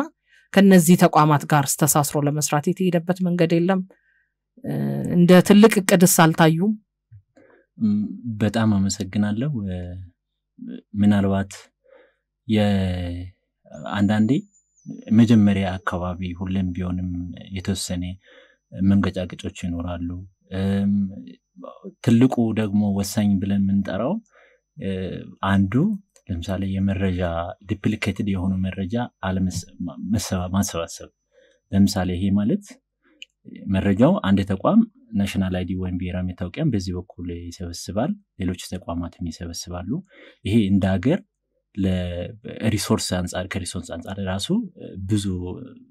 ብዙ እንትኖችን ይፈጥራል ማለት ነው ስለዚህ ይሄንን ለማስቀረት አሁን ካረንትሊ ወይም ባለው ሁኔታ ከኢሚግሬሽን ጋርም እየሰራንበት ነው ምናልባት በዚህ ጉዳይ ላይ ሳምናስም በደንብ ይመጣበታል ብዬ አስባለሁ በተጨማሪ እሱም ይገባበታል ምንድነው የመጀመሪያ አካባቢ አሁን ምንድነው ያለው ሲስተም ቱ ሲስተም ኢንተግሬሽኑ አሁን እያለቀ ነው እሱ ሲያልቅ ሙሉ በሙሉ የኢሚግሬሽን የተመዘገበው ዳታ ናሽናል አይዲ ያቋል ናሽናል አይዲ የተመዘገበው ዳታ ኢሚግሬሽን ባልነው ቀደም ኢኬዋይሲ ወይም ኮንሰንት ቤዝድ በሆነው መንገድ ይሰጣል ማለት ነው ስለዚህ ሰዎች ኢሚግሬሽን ከመሄዳቸው በፊት አሁን ናሽናል አይዲ መመዝገብ አለባቸው አሁን እንደ ግዴታ አስገዳጅነትም ተቀምጧል ስለዚህ ይሄ ደግሞ ሰዎች እንደ እንግሊት አድርጎ ይቆጥራሉ ግን ከዚህ ይልቅ ግን ወደፊት ያለው እድል ወይም ቀስ በቀስ የሚመጡ እድሎችን በደንብ በሰፊው ማየትም ያስፈልጋል ብዬ አስባለሁ ሳምናስ በተጨማሪ ከመጣበት በዚህ ዳዲያር እሺ ማለት ከኢሚግሬሽን ጋር አሁን በተለይ ተከታታይ የሆኑ ስራዎችን እየሰራን ነው አሁን ላይ ከነሱም ጋር አንዱ እያገዙን ከሚሰሯቸው ስራዎች ውስጥ በዋነኛነት ምዝገባውን እንዴት እናቀላጥፎ የሚለው ላይ ነው ምክንያቱም ተመዝጋቢ ሳይኖር እነሱ ጋር ደግሞ ወደ ሲስተሙ ማምጣቱ ላይ ቻሌንጅ ይፈጥራል። ስለዚህ አሁን ምዝገባውን ቶሎ ለማምጣት ከስር ታዝባችሁ ከሆነ ፋይዳን ቅድመ ሁኔታ አድርገዋል። አዎ አሁን እንግዲህ ምዝገባው እየተሰራ ነው። በዚህ በኩል ደግሞ ሲስተም ኢንተግሬሽን እየተሰራ ነው። ኦልሞስት እያለቀ ነው የሚገኘው። ተከታታይ ሚቲንጎች አሉ ሳምንታዊ ከነሱ ጋር የምናረጋቸው። እነሱ ብዙ የሚያዩዋቸው ነገሮች አሉ። በዚህ ሴክተር ላይ ትልቅ ዕውቀትም ስላለ ያው የደህንነትም ጉዳይ ስለሆነ እሱ አዎ እና ከነሱ ጋር በቅርበት እየሰራን ነው። ከፎረንሲክ ጋር በተገናኘ በተወሰነ መልኩ ያው መረጃ ያስፈልጋቸዋል የፋይዳ ምክንያቱም አንድ መታወቂያ ነው። ግን ከባዮሜትሪክ ወይ ደግሞ ከጣት አሻራ አንፃር የፎረንሲክ ጋር የሚወሰደው የጣት አሻራና የኛ ይለያያል። ፎረንሲክ ታዝባችሁ ከሆነ የሚወስዷቸው መረጃዎች እንደ ፋይዳ ስንሰጥ እንደዚህ ማስቀመጥ ሳይሆን 5ቱንም 10ቱንም ጣት የተለያየ ነው። አዎ ይወስዱና ከዛም ባለፈ አለች እቺ ጣታችንን የሚያሽከረክሯት ነገር አለች። ያው የሚወስዱበት ያው የወንጀል ድርጊት ስለሆነ ወንጀል ደግሞ በተቻለ መጠን ትንሽዬም ነገር ተገኝታ ከሆነች እሷን መያዝ ስላለባቸው ከዛ ታሳቢ አንፃር አንድን ሰው በልዩነት ከማወቅ አንፃር ፋይዳን ያው ተግባራዊ ለማድረግ እነሱም ፍላጎት አላቸው፣ እንቅስቃሴ ላይ ናቸው። ግን ባዮሜትሪክ ከመጠቀም አንፃር ግን ያው የነሱ ስፔሲፊካሊ ከወንጀል ጋር የተገናኘ ስለሆነ የሚወስዱት የጣት አሻራ ከፍ ያለ ነው። አወሳሰዱም ስርዓቱም ሲስተማቸውም ማሽናቸው ያ ታሳቢ ይሁን ማለት ነው። ግን ከዛ ውጭ ባለፈ ግን ከነሱ ጋር ንግግሮች አሉ፣ ዲስከሽኖች አሉ ስራ ለመውሰድ ማለት ነው። በአብዛኛው አሁን ላይ እንደ ጀማሪ ተቋም እንግዲህ 2 ዓመት ተኩል ነው መሰለኝ 3 ደረስን ጣና እንደዛ አይደለ መንገድ ላይ ነን እና እንደ ጀማሪ ተቋም እነዚህ ረጅም ዕድሜ ከአስቆጠሩ ተቋማት ጋር የሚኖሩን ግንኙነቶች ምዝገባውን ከማቀላጠፍ አልፎ በሲስተም ትስስር ውስጥ ስንገባ የበለጠ ብዙ ስራዎች የሚጠይቁ ናቸው። ግን እንደምናየው እኛም እየታዘብነው ከሆነ እንዳለው ፍጥነቱ በጣም አስደሳች ነው። ቀጣይም ደግሞ ለደንበኞች እነዚህ ተቋማት ምን አይነት አገልግሎት ለመስጠት እየተዘጋጁ ነው የሚለውን አሁን ላይ ይሄ ነው ባልለው በጣም ያስደስት ነው። ዝግጅታቸው በጣም የሚያስደስት ነው። አብዛኞቹ ተቋማት የፋይናንሻል ሴክተሩን ጨምሮ የቴሌኮም ሴክተሩን ጨምሮ ኢሚግሬሽንም ቅድም እንዳልሹ በጣም ፋይዳን ተጠቅመው ወደፊት ለሚሰጧቸው አገልግሎቶች እኛም ጓጉተናል ለማየትና ብዙ ነገሮቹ በሪሰርች ላይና ወደ ትግበራ ላይ ስለሆኑ ፌዝ ባይ ፌዝ ያለውንም ስርዓትም አናቅቶ መሆን የለበትም። ያንን ታሳቢ ስላደረገ ነውና እኛም እንግዲህ እንደ ባለሙያም እኔ ራሴን እድለኛ ሆኜ ነው ማየው ትልቅ እንደዚህ አይነት ሀገራዊ ኃላፊነት ላይ በመስራቴ ማለት ነው። እና የሚመጣውንም ለውጥ ሳስበው ገና እሺ የህዝብና ቤት ቆጠራን ይተካል ማለት ነዋሪዎቻቸውን ያውቃሉ ከተሞች ትክክለኛ ነዋሪ ማን ነው የሚለውን ይሄ በ5 በ6 መታወቂያ የሚጠቀሙ ነዋሪዎች እንደውም የአዲስ አበባ ከተማ አስተዳደር በአንድ ወቅት ውይይት ሲያደርግ አዲስ አበባ ነዋሪዎቿን ማወቅ ትፈልጋለች። በቃ እንደ አስተዳደር እንፈልጋለን በተለያየ መታወቂያ የሚጠቀሙ የተዛባ ማንነት ያላቸውን ዜጎች መለየት እንፈልጋለን ብለዋል። የስነ ህዝብ መረጃን ማለት የግለሰቦች መረጃ የስነ ህዝብን ስለሚወስድ ህዝብና ቤት ቆጠራን ለማድረግ ቀላል መንገድ ይፈጥራል። እንደዛስ መታሰብ ይችላል። ቁጥራችንን ለመለየት ያስችለናል ይሄ የፋይዳ ትግበራ ወይም ሲስተሙ በራሱ አው ያው አላቶ ጣናም ይጨምራል። እኔ ከአንድ ሃይላይት ወይ ደግሞ ላሰምርበት የሚገባው ነገር ፋይዳ ለነዋሪዎች ነው የሚሰጠው ስንል ለዜጎችም ዜጎች ላልሆኑም ጭምር ነው። እሱንም ደግሞ መዘንጋት የለብንም። ምን ማለት ነው? ኢትዮጵያ ውስጥ በህጋዊ መልኩ የሚኖሩ የውጭ ዜጎች የፋይዳ ስርዓት ተጠቃሚ ናቸው፣ ይገባቸዋል። ስደተኞች፣ ዲፕሎማቲክ ኮሚኒቲው በስራ ምክንያት ኢትዮጵያ የመጡ የሌላ ሀገር ነዋሪዎች በኢንቨስትመንትም እነዚህንም ታሳቢ ያደረገ ነው የሚለው ላይ እናስምርበት። ሌላው ላይ ጣና ያው ለይቶ ግን የኢትዮጵያን የህዝብ ብዛታችንን ዲሞግራፊውን ሙሉ ለሙሉ ለይቶ እንትን ባይል እንኳን ቁጥራችንን ለመለየት አያስችልም ወይ? ወንድ ሴት ታዳጊ እንደዚህ የሚለውን ነገር በደንብ ለይቶ ማስቀመጥ አይችልም። በትክክል አሁን ግን ባለው አሰራር አዲስ አበባ ላይ ያሉ ነዋሪዎችን ስንለው እኔ ለምሳሌ ፋይዳው ላይ ሲመዘገብ የአዲስ አበባም ነዋሪ ሊሆን የትም ሊሆን አሁን ለምሳሌ እኔ አሁን አዲስ አበባ ነዋሪ ነኝ ብዬ ሲመዘገብ ካረንትሊ ሰውየው እዚህ ነኝ የወይም የካረንት አድራሻ ወይም ጊዜያዊ የመጀመሪያው እዚህ ነኝ ብዬ እኔ ዲክሌር ባደረኩት ወይ ነው የሚያሳየው። ግን ህጋዊ ነዋሪዎችን ነው አዲስ አበባ ወይ ለየት አድርገን አንድ አካባቢ ላይ ያሉ ነዋሪዎችን ቁጥር ለማወቅ ያገለግላል በትክክል የምንለውን ግን ላያደርግ ይችላል። ቢኮዝ ግን ቀደም ብለን የምንለው ነው ለምሳሌ እነዚህ ተቋማት ወይም ለምሳሌ አዲስ አበባ የራሱን ቁጥሩ ለማወቅ ሲፈልግ የራሳቸው የሚሰበስባቸው መረጃዎች በጣም በሰፊ መረጃዎች አሉ። ከዛ ጋር ተያይዞ ፋይዳ ደግሞ ውስን መረጃዎች ነው የሚሰበስበው። ስለዚህ ከዛ ጋር ተያይዞ በዛ ልክ ቁጥሩ ላይ ሰጥ ይችላል። ግን እንደ አገር ያለውን አሁን ምንድነው እዚህ ጋር እርግጠኛ መሆን የምንችለው መረጃ አፕዴት እየተደረገ የሚሄድ ነው። ለምሳሌ ብሔራዊ መታወቂያ አሁን ናሽናል አይዲ ዘንድሮ የመዘገባቸው ከዚህ በኋላ ወይም ከ10 ዓመት በኋላ ሌላ መረጃ ነው የሚኖረው እንጂ ተመሳሳይ ሌቭል ላይ መረጃው የህዝብ ቁጥሩም አይቀመጥም። በጣም ጨምሮ ነው የሚገኘው ወይም የተወሰነ ደግሞ ዝቅም ከፍ ሊል ይችላል። ስለዚህ ግን በተወሰነ ቶታል ነምበሩን ለማወቅ ግን በደንብ ያገለግላል። ፋይዳ ግን በተለያዩ አማራጮች አናላይዝ አድርጎ ለመጠቀም ግን ባዮሜትሪክ ቤዝድ በሆነ መልኩ ለመጠቀም ስለሚያስችል በተለየ ለነዛ አገልግሎቶች ሊያገለግል ይችላል። ይታደሳል። በየስንት ጊዜው ነው የሚታደሰው? ግን ቀደምም እንደገለጽኩልሽ ምናልባት ለምንድን ነው ይታደሳል የምንለው ባዮሜትሪክስ መረጃው ምንም ብዙ ልዩነት አይኖረው ግን በተወሰነ ሊቀንስ ይችላል። ለህፃናት ከሆነ ደግሞ ማቹሪቲው በጨመረ ቁጥር ወይም ሲያድጉ የተወሰነ ለውጥ ሊኖረው ይችላል። ግን ሙሉ በሙሉ ይቀየራል አይባልም፣ አይቀየርም። ነገር ግን በተለያዩ ምክንያቶች ሰዎቹ ባዮሜትሪክ መረጃው ሊቀንስ ይችላል። ስለዚህ በየ10 ዓመቱ እንዲታደስ ብሔራዊ መታወቂያ ሊያስቀምጥ ይችላል። ይሄንን ግን ይሄም የሚሻሻል ነው የሚሆነው እንጂ አንዴ በዚህ መልኩ እንዳልነው የሚቀመጥ ነገር ላይሆን ይችላል። ሰላም ለናቸው። እንዴት አረፈዳችሁ? ሊዲያ ደህና ነን። ስሙን ያስተዋውቁን። ዳዊት ሀያት። እሺ ቀጥሉ። አመሰግናለሁ። በቅድሚያ ለእናንተ እንግዶች ለሚደውም ለቦንስ ጋር ማድረስ ፈልጋለሁ። የዚህ የናሽናል አይዲ ወደ ኢትዮጵያ ተግባራዊ መደረጉ ላለፉት ዓመታት የመጣንበት የመልካም አስተዳደር ብልሹ አሰራርና ኮራፕሽን ከመቅረፍ በዘለለ ዜጎች የተቀላጠፈ አገልግሎት እንድናገኝ አይነተኛ ሚናውን ተጫውቷል። ይሄ ናሽናል አይዲ የዛሬ 3 ዓመት አዲስ አበባ ላይ ተግባራዊ ሲደረግ አንዳንድ ችግሮች እንደነበሩት ይታወቃል። ይሄ ደግሞ ኤስኤምኤስ ሲገባ ሌት እንደነበረም የሚዘገይበት ላይ ቀናት እንደነበረ ቢታወቅም አሁን ላይ በተሟላ መንገድ በሚባል ደረጃ አንጻራዊ የሆነ ለውጥ መጣው። ይሄ ምንድነው? በቂ የሆነ ኢንፍራስትራክቸር ስለነበሩ ማለት ነውና ይሄ ናሽናል አይዲ እንደምናውቀው አገር አቀፍ ነው። አገር አቀፍ ማለት ደግሞ እስከ ገጠሪቷ ኢትዮጵያ ድረስ እንደሚወርድ ነው ሲነገር የነበረውና አዲስ አበባ ላይ የገጠመው ችግር እዛ ለመጠቀም እርግጠኛ መሆን አንችልም። በተለይ በዚህ በኔትወርክና የኤስኤምኤስ አገባቡ ላይ ማለት ነውና ይሄንን ከአዲስ አበባ ምን ያህል ተመራችሁ? ክልሎች ላይ ያለው የኔትወርክ ዝርጋታ እንደምን ያለ ነው? እዚህ ላይ ያላችሁ አታይና ምልከታው እንደምን ያለ ነው? በሁለተኛ ደረጃ አከታቸው እንደምናውቀው የዚህ በአገራችን ላይ ያሉ በርካታ እነዚህ የጎዳና ተዳዳሪ ወንድሞቻችን እንዳሉ ይታወቃል።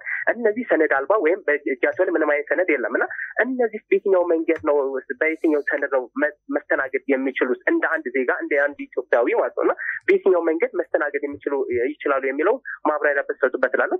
ሌላው ይሄ ናሽናል አይዲ ኢትዮጵያውያን ብቻ ሳይሆን ባህር ማዶ የሚሻገርበት የውጭ ዜጎችም እንደሚያካትት ይታወቃልና እነዚህ የውጭ ዜጎች በያዙት መረጃ አማካኝነት የሚመዘገቡበት ሁኔታዎችም አሉ። ይሄ መረጃቸው ምን ያህል ትክክለኛና ትክክለኛ አለመሆኑን ማረጋገጫችሁስ ምንድነው? እንደምናውቀው አዲስ አበባ ኢትዮጵያ በአጎራባች የሆኑ ክልሎች ሀገራት እንዳሉ ይታወቃል። ለምሳሌ የትግራይ ዜጋ ሳይሆኑ ኤርትራዊ ሆኑ ትግራዊ ተወላጅ የሚሉ ሶማሌ ከሆኑ ደግሞ የዚህ የደቡብ አካባቢ ላይ ተብሎ እንደዚህ አይነት አላደ በባህልም በቋንቋም ተቀራራቢ የሆኑ ዜጎች ናቸውና ከነዚህ ቦርደር ላይ ከሚመጣው ሰነድ ማለትም መሸኛ አካባቢ የመታወቂያ አስተዳደሩ ምን ያህል ብልሹ እንደሆነ ይታወቃልና ኢትዮጵያውያን ሳይሆኑ ኢትዮጵያውያን ብለው ይሄ ናሽናል አይዲ አለመረከባቸውን አለመጠቀማቸውን እርግጠኛ መሆን አንችልም። ይህንን በየትኛው መንገድ ነው መመዘንና ማጣራት የምትችሉት የሚለውን ነገር ማብራሪያ ብትሰጡበት እላለሁ። ሌላው 997 79 የሚለው የመረጃ ማዕከሉ ብዙ ጊዜ አይነሳምና ይሄ አማራጭ እንዲሆንና የኦፕሬተርም እጥረት ካለ እዚህ ላይ እንደው ብቀሱ አስፈላጊ መስሎ ይታያል። በአጠቃላይ ግን በተለይም ክልሎች ያሉ የኢንፍራስትራክቸር አሰራር አዘረጋጉ እንደምን ያለ ነው? ይህን ከመፈተሽ አኳያ ተቋሙ የሄደበት ርቀትስ እንደምን ያለ ነው የሚለው ነገር ማብራሪያ ብትሰጥበት እላለሁ። አመሰግናለሁ። እናመሰግናለን ዳዊት ከአያት። ሌሎች ቤተሰቦች 094000000203 እና 07ን እየተጠቀማችሁ እዚህ ያሉ እንግዶችን አግኝታችሁ በቀጥታ ከብሔራዊ የፋይዳ መታወቂያ ጋር የተያዙ ሐሳቦችን ማንሳት ትችላላችሁ። እንግዲህ የፋይዳ መታወቂያ የፋይዳ ቁጥር የሚባለው የዲጂታል መታወቂያ ሲሆን ቴክኖሎጂን በመጠቀም የሰዎችን የተመጠነ ግላዊ መረጃዎችን ወይም የባዮሜትሪክና ዲሞግራፊክ በመሰብሰብ አንድ ሰው አንድ ነው በሚል መርህ እያንዳንዱን ዜጋ በልዩ ሁኔታ መለየት የሚያስችል ስርዓት መሆኑን የብሔራዊ መታወቂያ ፕሮግራሙ ያስረዳል። በውስጡ መሰረታዊ የግል መረጃ የሚባሉትን ስም፣ ጾታ፣ የትውልድ ቀንና የመኖሪያ አድራሻን ይይዛል። በተጨማሪም ለኮሚኒኬሽን እና ለማረጋገጫ የሚያገለግሉ ኢሜይል እና ስልክ ቁጥርን አካቷል። ዋናው መረጃ ደግሞ ባዮሜትሪክ ነው። ይህም የሁለት አይን እና የአስሩም የእጅ ጣቶችና የፊት አሻራን እንደሚይዝ ይታወቃል። ከዚህ መታወቂያ አሰጣጥ አገልግሎት ልታገኙ ስትሄዱ ያሉትን ሂደቶችና የሚገጥማችሁን ነገሮች ቢብራራልን የምትሏቸውን ሐሳቦች ለመቀበል በጠቅላይ ሚኒስትር ጽሕፈት ቤት የብሔራዊ መታወቂያ ፕሮግራም የባለድርሻ አካላት የህዝብ ግንኙነት ዳይሬክተር አቶ ሳሚናስ አሰፋና አቶ ጣና ታምራት የምዝገባና ቴክኒካል ስፔሻሊስት እዚህ ስቱዲዮ አሉ። ሊዲያ አበበ አሃዱ መድረክን እየመራው ነው። በቴክኒኩ ነጻነት ጊዳኔና ታብራን ያለችው። ዕለቱን የምታስፈጽመው ህይወቴ ጌትነት ናት።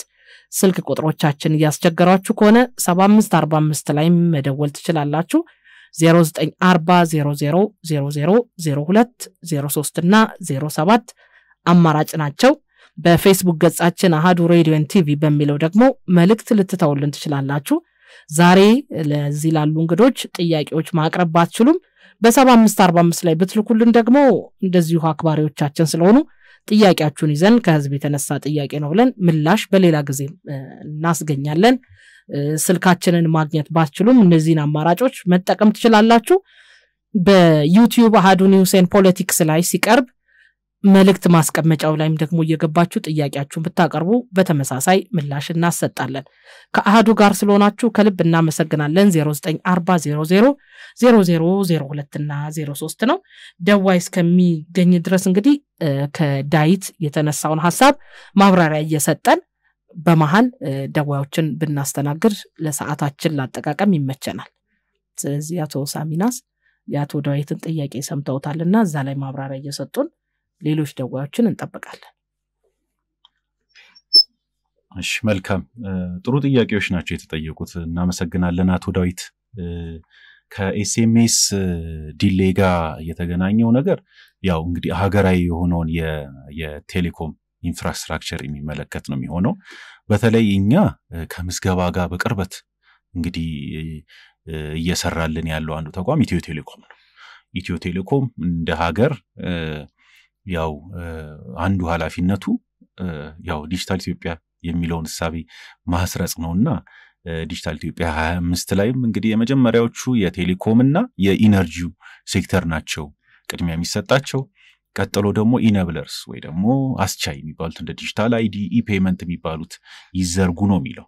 ሶ ተከታትለን ነው የምንሄደው ማለት ነው በዚህ አግባብ ሂደት ውስጥ። ስለዚህ ኢትዮ ቴሌኮም ምዝገባውን ያካሄደ at the same time በተለይ ኔትወርክ የማይሰራባቸው አካባቢዎች ላይ ኢንፍራስትራክቸር እያስፋፋ ነው። በተለይ ከኛ ጋር በቅርበት ከመስራቱ አንፃር የት ነው ኔትወርክ ሪሊ እየሰራ አይደለም የሚለውንም በዛው ሰርቬይ የሚሰራበትን አግባብ ነው የተመቻቸው። ይቅርታ አቶ ሳሚናስ ሌላ ቤተሰብ አለን። ሄሎ ሰላም ነው። ስሙን ይንገሩንና ወደ ሐሳቡ ይመጣ። ፊላንድሪስ ይባላል ከአዲስ አበባ ነው። እሺ ለጸጥታ አካላት አንዳንዴ ከክልል የመጡ ሰዎች ሊኖሩ ይችላሉ እና መታወቂያ በሚያሳዩበት ሰዓት የሚሰጣቸው ፊድባክ የተለየ የሆነ ነው። አሁን ላይ ዘረኝነት ነው የሚባለው ሊሆን ይችላል እና በፋይዳ አገልግሎት መጠቀም ቢችሉ አንዳንድ እንደዚህ የማውቃቸው አንዳንድ ልጆች አሉ እና በእንደዚህ አይነት በጸጥታ አካላት የሚደርስባቸው ነገር አለና በክልል በቃ ከክልላቸው መታወቂያ እየታየ ማለት ነው። አሁን ላይ አንጻራዊ ባለው የጸጥታ ጉዳይ ማለት ነው እና በናሽናል አይዲ ያሳዩ ቢጠቀሙ በተጨማሪ ደግሞ እነዚህ መንጃ ፍቃድ ነክ ነገሮች ጋር ወይም ደግሞ አንዳንድ ነገሮች ጋር ባክግራውንድ ወይም ደግሞ በጀርባ የሆነ የተያዘ ቢሆን እሱን ነገር ትንሽ ገለጻ ቢደረግልኝ አብሶ የመንጃ ፍቃድ ነገሮች ጋር ወይም ደግሞ የክልል መታወቂያዎች ጋር ሊሆን ይችላል ምን ያክል ተያያዥነቱ በናሽናል አይዲ እንደዚህ አይነት አገልግሎት እንዲሰጥ በማለት ነው እና ስለሱ ነገር ትንሽ ቢብራራልኝ ብዬ አስብኝ። አመሰግናለሁ። እናመሰግናለን ስለደወሉ። ሌሎች ቤተሰቦችም 094000000203 እና 07 ላይ ደውሉ። እናንተ እስክትገቡ ወደ አቶ ሳሚናስ ሐሳብ መለሳለሁ። መልካም። የኔትወርኩን ጉዳይ ቅድም እንዳልኩት ነው ከቴሌ ጋር በጣም እየሰራ ነው። ከኢትዮ ቴሌኮም ጋር ብቻ ሳይሆን ከሳፋሪኮም ጋር ጭምርም በቅርበት ነው የምንሰራው። ተከታታይ የሆኑ አብረን መረጃዎች ምንላወጥባቸው መድረኮች አሉ። እነሱም ተጠቃሚ ናቸው። የፋይዳ አሁን ላይ መዝጋቢ ቢሆኑ ፋይዳው ሲመጣ ደግሞ ተጠቃሚም ስለሚሆኑ ከዛ አግባም ጋር አብሮ የሚገናኝ ስለሆነ በዛ መልኩ እየሰራ ነው። ከጎዳና ተዳዳሪዎች ጋር በተገናኘ የሰራናቸው ስራዎች አሉ። በተለይ ከሴቶችና ወጣቶች ሚኒስቴር ጋር በቅንጅት ተቋሙ ያው መረጃ አይኖራቸውም። እነዚህ ልጆች መንገድ ላይ ናቸው፣ ግን ስቲል ኢትዮጵያዊ ናቸው፣ ይገባቸዋል። እቺ የነሱም ሀገር ናት። እዚህ ጋር ከኢኮኖሚ እንትናችን አንፃር የምንዳኝባት ሀገር አይደለችም። ባለቤት ነን እኩል የትም ይሁን ማንም። ስለዚህ ከሴቶችና ማህበራዊ ጉዳይ ሚኒስቴር ጋር በቅንጅት ከዚህ በፊት የምዝገባ አካሄደን ነበር። እድሉ እንዲያገኙ የመስጠት ተቋሙ ለነሱ ቅድም እንዳልኩት ዋስትና ወስዶ ማለት ነው። ይሄ ስራ በሰፊው የምንሄድበት ነው የሚሆነው ማለት ነው። በተለይ እነሱን ወደ ኢኮኖሚው ተሳታፊ እንዲሆኑ ማድረግ ሊስትሮስ ቢጀምሩ አይደለ ትንንሽ ነገሮች ጀምረው ያድጋሉ። የዛሬ ጎዳና ተዳዳሪ ነገ ቢሊዮነር ነው፣ ምንም ጥያቄ የለውም። የሰው ልጅ ተጽፎለት አይደለም የመጣው፣ ሁሉ ነገር ይለወጣል፣ ይቀየራል። ዛሬም ዜጋ ነው፣ ነገም ዜጋ ነው፣ ወደፊትም ዜጋ ነው። ስለዚህ የዛን አስተሳሰብ አድርገን ነው እየሄድን ያለ ነው። ከውጪ ዜጎች ጋር የሚጠየቁ ማስረጃዎች ስንመዘግባቸው ሜቢ ለጣና እድሉ ልስጥ። አመሰግናለሁ። በመጀመሪያ አቶ ዳዊትን ማመስገን ፈልጋለሁ። በደንብ በዲቴይል ጥያቄውን አቅርቧል። ሁለተኛው ደግሞ ከኤስኤምኤስ ጋር ከዚህ በፊት የነበረውን መንገላታቶችን አሁን ባለው ላይ መሻሻሎች መኖሩንም ጠቅሶ ነው ያለፈውና ማመስገን ፈልጋለሁ። ምናልባት እሱ ካነሳው ጥያቄው የመጀመሪያው የአዲስ አበባ ላይ እንደዚሁ ከተቸገረን ወደ ክልልና ገጠር አካባቢዎችን ስንወጣ እንዴት እንቸገራለን የሚለውን እንደ ናሽናል አይነት ጥያቄውን አንስቷል። በዚህ ጋር አማራጮቹን ከዚህ በፊት ከነበሩት አሁን ሰፋ ባለ መንገድ አስቀምጠናል። ለምሳሌ አንድ ሰው ኤስኤምኤስ ለማግኘት ከዚህ በፊት እኛ ጋር ወይም በአካል መምጣት ነበረበት። አሁን ግን በአካል መምጣት አይጠበቅበትም። በተለያዩ አማራጮች አሉ። ከነዛዎች ደግሞ ሁሉም ቦታ ላይ የሚሰራው ዩኤስኤስዲ ይሄም ማለት በትናንሽ ስልኮችም ይሁን ስማርትፎኖችም ሊሆን በሁሉም ሲስተሞች ወይም ስልኮች ላይ የሚሰራ ዩኤስኤስዲ አለ።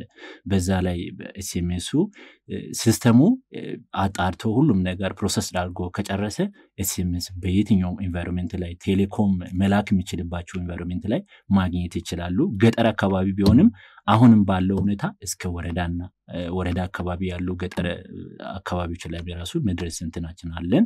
ከነዛ ደግሞ አልፎ ደግሞ ሌሎች ኢሹዎች ካሉ ወይም ችግሮች ካሉም ለኛ ደግሞ በቴሌግራም ቦትም ይሆን በዩኤስኤስዲ የሚሞከሩት ካልተላከ ወደኛ ሲስተም ያስገባል። በዛ ሰዓት አጣርቶ ጀርባ ላይ ተቀመጡ ሳፖርት የሚሰጡ ሰዎች አሉ። እነሱ አጣርቶ መልሱን ከ5 እስከ 10 ወይም 3 እስከ 5 ቀናት ውስጥ ይመልሳሉ ማለት ነው። በዚሁ ላይ የኤስኤምኤሱን ከበር ካደረግን የውጪ ዜጎችና የናሽናል አሁን በጣም ጥሩ ጥያቄ ያነሳው ምናልባት የናሽናል ሴኩሪቲ ጋርም ተያያዥነት ያለው ጥያቄ ነው ያነሳውና ምናልባት እኛንም ሌሎቹንም የሚነካ ነው። አገርንም ደግሞ በተለያዩ መንገዶች የሚነኩ ነገሮች ናቸው ብዬ ማስባለሁና ከዛ አንፃር አሁን የምንጠቀማቸው ዶክመንቶች አንድ ሰው ናሽናል አይዲ ለመመዝገብ ውጪ ዜጋ ሆኖ ከመጣ በሁለት መንገድ ነው። አንደኛ ስደተኛ ከሆኑ ስደተኞች የሚመዘገቡበት ነው። ሁለተኛው ደግሞ ህጋዊ ነዋሪ የምንለው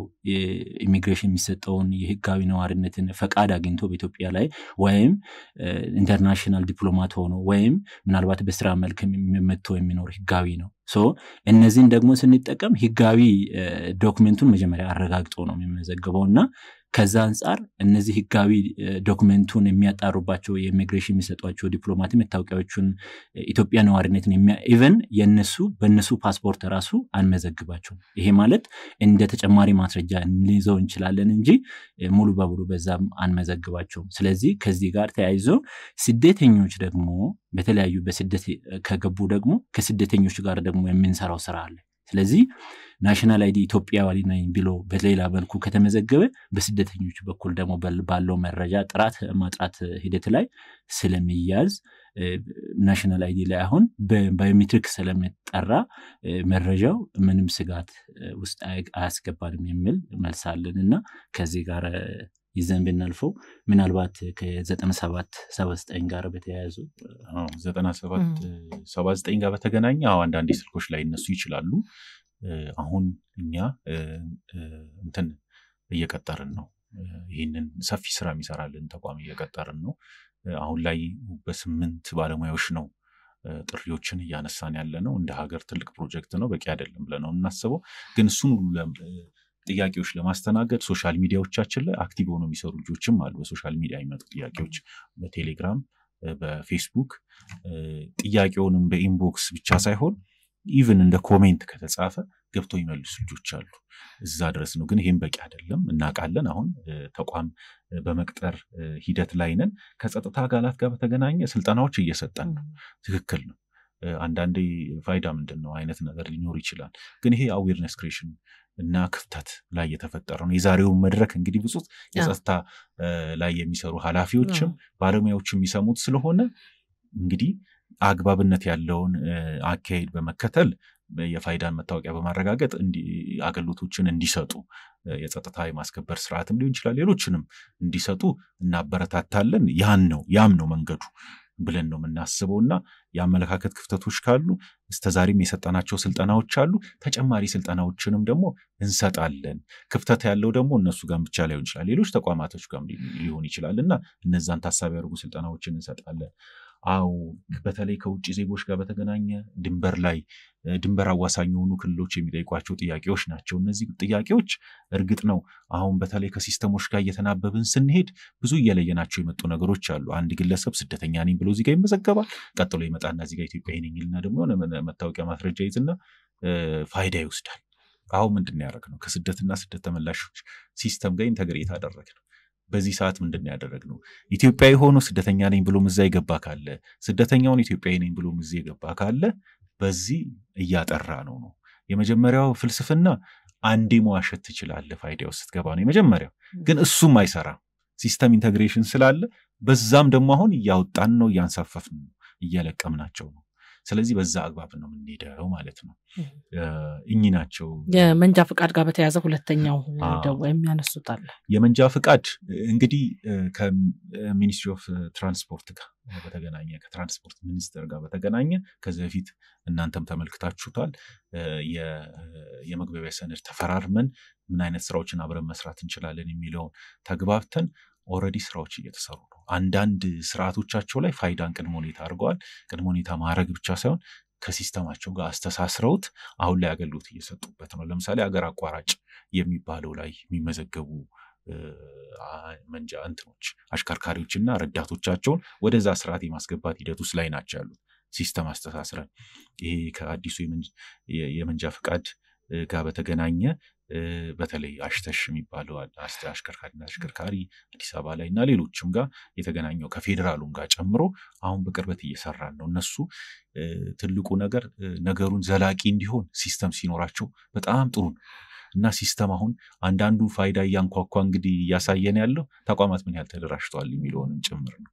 ስለዚህ ቅድመ ሁኔታ ስናደርገው ፋይዳ እነሱ ጋር ዝግጅት አለው የሚለው ነውና እሱ ላይ ተናበን አሁን ላይ ወደ ስራ ይገቡበት አለ። በቅርቡ እነሱም እንደ ተቋም የሚያሳውቋቸው ነገሮች አሉና እነሱም በትዕግስት ይጠብቁ። ግን አሁን ላይ ፋይዳን አገልግሎት ላይ እነሱም አውለውታል። የተወሰኑት ተቋማት አውለውታል፣ ይጠይቃሉ። ቀጥሎ ግን ሲስተም ኢንተግሬሽኑ ሲሰራ ግን የበለጠ ቅድም ያልናቸው የተቀላጠፉ አገልግሎቶች ይመጣሉ ማለት ነው። በማረሚያ ቤት ያሉና እንግዲህ ህግ ጥላ ስር ያሉ ዜጎች ታሳቢ ተደርገዋል ወይ? እሱስ እንደ ጅምር እንግዲህ እንደ ዜጋ እነሱም ያው ውስጥም ሆነ ይማራሉ ይሰራሉ ሲወጡም ሌላኛው ህይወት ይቀጥላልና እነሱ ታሳቢ ተደርገዋል የተሄደበት መንገድ ካለ እሱንም ብናቀው ሁለተኛው እንግዲህ ፋይዳ በመጀመሪያ ሀገር የራሷን ዜጎች በደንብ እንድታቃቸው መረጃቸው እንዲኖራት እነሱም ደግሞ በሀገራቸው ላይ መብታቸውን ለመጠቀም እንዲያስችላቸው ነው የመጣውና የውጭ ዜጎች በዚህ መካተት አላማው ምንድነው ለምን ተፈለገ የነሱ መረጃ እዚህ ተካቶ መያዝ ምንድነው ጠቀሜታው የሚለውን ቢብራራ ብያስባለሁ እሺ አይ ቲንክ የማረሚያው አቶ ጣና ይመልሱታል እኔ ከውጪ ዜጎች ጋር ያለውን ሊሂድበት ያው ፋይዳ ለአገልግሎት ነው አንድ ኢትዮጵያ ውስጥ የሚኖር የውጭ ዜጋ ሂሳብ ይከፍታል ቀጥሎ ንግድ ስራ ሊሰራ ይችላል አይደለ ቀጥሎ ሌላ የትምህርት አገልግሎት ልጁ ሊያገኝ ይችላል ወይ ራሱም ሊያገኝ ይችላል ሶ ፋይዳ ለአገልግሎት ነው ካልን ተቋማት ደግሞ መረጃቸውን በፋይዳ አደራጅተው መያዝ ከጀመሩ ያው ያም የውጭ ዜጋ የዚህ አገልግሎት ተጠቃሚ ከመሆኑ አንፃር ታሳቢ የሚደረግ ነው ማለት ነው ያው እንደ ሀገር አቶ ሳሚናስ ቤተሰብ አለን ሄሎ አቤት ጤና ይስጥልኝ እግዚአብሔር ይመስገን እሺ ስሞን አስተዋውቀውን ወደ ጥያቄው ይቁ ስሜ አቶ ተስፋዬ ዋክኔ ገለታ እባላለሁ እሺ ክፍያ የፈጸምኩት እዚህ አባዶ ብራንች ነው እሺ እና ክፍያ ከፈጸምኩ በኋላ ፕሪንት ፎቶ መታወቂያ ፕሪንት ተደርጎ የጠፋበት ቦታ ጠፋ የት እንደገባ ጠፋ ግልጽ ነው ዋው እየሰማን ነው እና መታወቂያው የት እንደገባ ጠፋ በቃ ሁሉም ብራንች ላይ ተፈልጎ ጠፋ ድጋሚ ደግሞ መመዝገብ አይቻልም ተባለ እና ለዚህ መፍትሄ ካገኙ መልካም እንግዲህ የውጭ ዜጎች ቅድም እንዳልኩት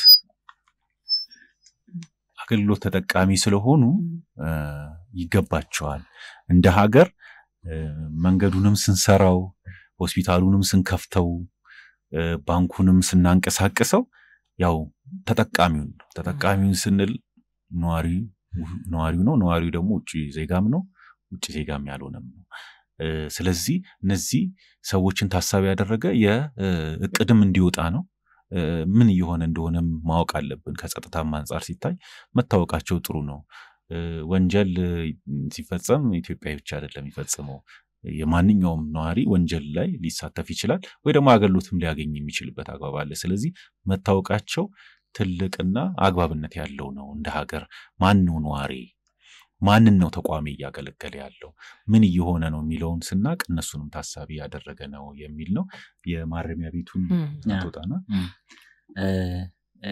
ከአካታችነት ጋር በተያያዘ ይሄ በጣም ጥሩ ጥያቄ ነው ጎዳና ላይ ያሉ የተለያዩ የህብረተሰብ ክፍሎችን ያካተተ ነው ወይም አካታችነቱ ከሁሉም ጋር ነው ስንል የማረሚያ ቤቶች የተለያዩ ቦታዎች ላይ ያሉ ሰዎችን ኢትዮጵያ ውስጥ ያሉ ዜጎችን ሁሉንም የሚመለከታቸዋል ከዚህ አንፃር ከማረሚያ ቤቶች ጋር ፓይሌቲንግ ምዝገባ ጀምረናል ኦሬዲ አሁን እንደውም የተወሰኑ ቦታዎች ላይ ምዝገባ አካሄደናል ከማስረጃ አንፃር እነሱ ለመዝገብ ማስረጃ አንፃር ብዙ የምንቸገርበትም ኮንዲሽን ነበር ነገር ግን ከማረሚያ ቤቶቹ ጋር በመነጋገር ባለው በአሰራር እነሱ ባላቸው በውስጥ ባላቸው ዶክመንት ተጠቅመን ምዝገባ ጀምረናል ይሄ ደግሞ ሁሉም ቦታ ላይ ይቀጥላል ምናልባት ድሬዳዋ አካባቢ ያሉ ማረሚያ ቤቶች አዲስ አበባ አካባቢ የተወሰኑ ማረሚያ ቤቶች ገብተን ምዝገባ አካሄደናል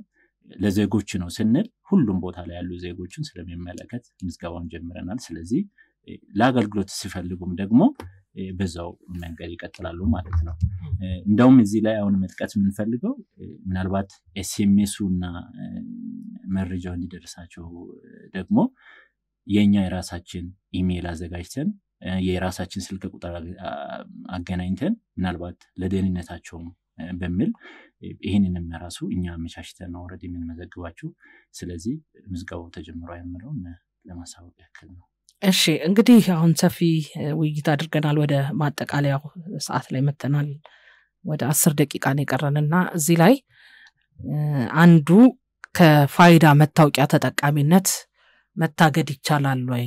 የሚታገዱበት አግባብ ለምሳሌ ፋይዳ መታወቂያው ያለው ዜጋ ከሀገር ቢወጣና አልፈልገውም ብሎ ቢመልስ ምንድነው የሚደረገው?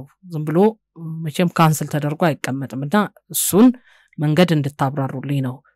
በመጨረሻ ግን ከዚህ ከአገልግሎት አሰጣጡ ጋር በተያያዙ የሚነሱ ቅሬታዎችን አንዳንድ ተቋማት ይሄንን እንግዲህ በቀጥታ በጠቅላይ ሚኒስትሩ ስር ነው እና ይሄ እንደ ትልቅ በቃ ሀገራዊ ግብ የተያዘ ነውና ግዴታ ማስፈጸም አለብን በሚሉ አካሄዶች ዜጎች ላይ የሚያደርሷቸውን እና ከዜጎች ጋር አሁን እናንተ በመታብራሩበት መጠን አብራርተው ለምሳሌ አሻራ ማይወጣላቸውን አቅመ ደካሞችን ይሄ ነው ብሎ ከመስጠት ይልቅ አይሆንም አገልግሎት ማግኘት አትችልም የሚሉ አይነት አሰራሮችና አገልግሎቱ ለነቀፌታ እንዲጋለጥ የሚደረግባቸውን መንገዶች ከማስቀረት አንፃር ከተቋማት ጋር የምትሰሩባቸውን መንገዶችና የቀጣይ አቅጣጫችሁንና ችግሮችን ለመፍታት የምትሄዱበትን መንገድ ገልጻችሁልኝ እናብቃ።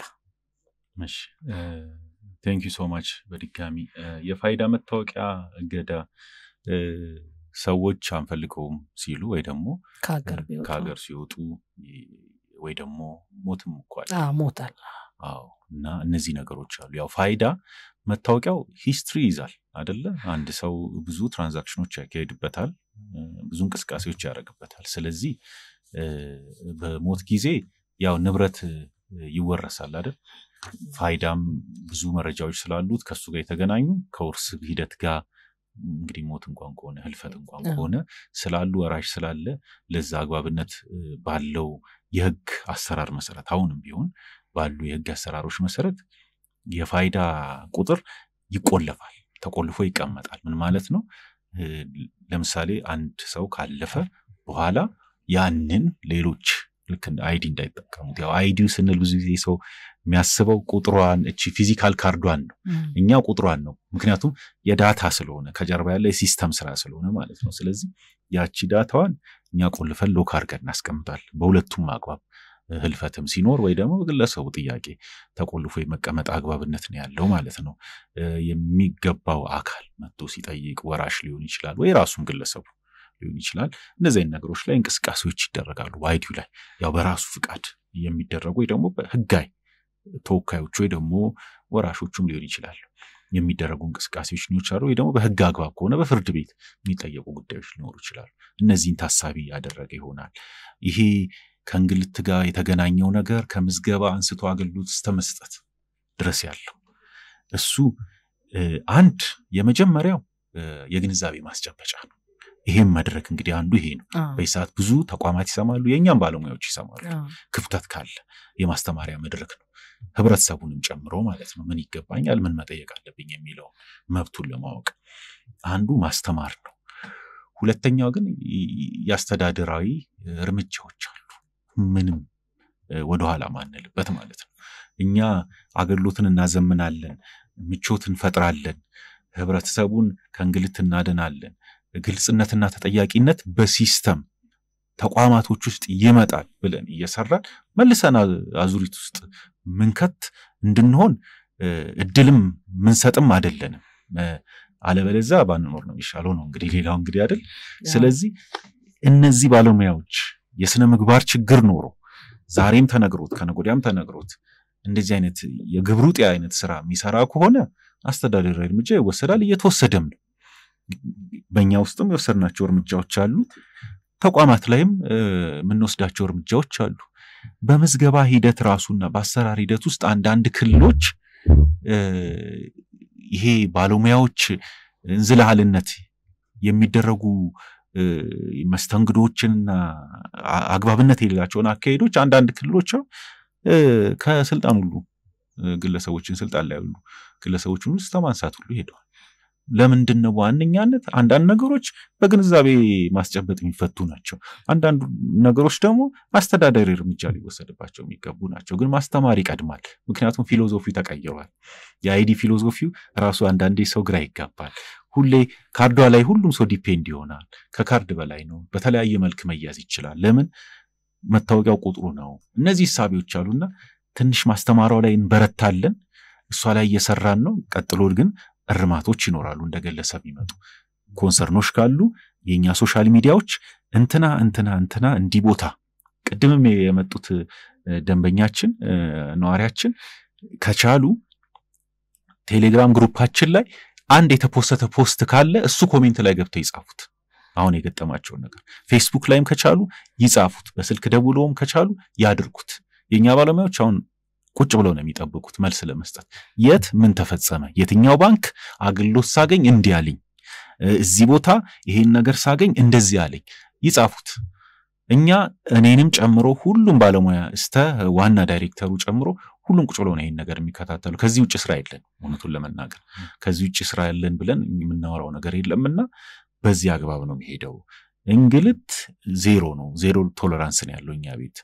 እና በዛ አግባብ ነው የምንሄደው እንግልት እየፈታን እንግልት ፈጣሪ መሆን አንፈልግምና ኮሜንቶች ካሏቸው ነዋሪዎች ጥያቄዎች ካሏቸው እንደ መረጃ ምንጭ ሶሻል ሚዲያዎቻችንን ይጠቀሙ እዛ ላይ ብዙ መረጃ ያገኛሉ አይ እኔ መረጃው ማግኘት አልቻልኩም ካሉ ይጠይቁ እኛ አውቶማቲካሊ ነው የምንመልስላቸው እዛ ላይ እሺ አትወጣና ለመጨመር ያክል ምናልባት ከባለሙያዎችን ምናልባት ከማብቃት አንፃር የመጀመሪያው የምዝገባ አጋሮቻችን ጋር ስንነጋገር ወይም አግሪመንቱን ስንፈጽም አንድ መዝጋቢ ሰራተኛ 3 ቀን ወይም 4 ቀን ስልጣና ወስዶ ሙሉ ብቁ ሲሆን ፈተናው ደግሞ በብሔራዊ መታወቂያ በኩል ወይም በእኛ ቢሮ በኩል ተፈትኖ አልፎ ነው ወደ ምዝገባው የሚገባው ይሄ ማለት እነዚህ አይነት ሺዎቹን የተለያዩ ጥያቄዎችን ከማህበረሰቡ የሚመጡትን ከግለሰቦች የሚመጡትን ለመመለስ ብቁ ናቸው ስንላቸው ነው ወደ ስራው እናስገባቸው ስለዚህ ከዚህ አንፃር ምናልባት ሙሉ በሙሉ ክፍተት አይኖርም አይደለም ግን ያሉ ክፍተቶችን የሚመጡ ክፍተቶችን አቶ ሳምናስ እንዳነሳው ሁሉንም በእግር እየተከታተልን ያንን ለመፍታት እኛ ዝግጁ ነን እየፈታነው ነው አስተዳደራዊ እርምጃዎችንም እየወሰድን ነው ይሄ ማለት ኮድ ኦፍ ኮንዳክት አለ ፕሮቶኮል አለ ኦሬዲ ናሽናል አይዲ የዘረጋው ስለዚህ ትሬኒንግ ሲሰጥም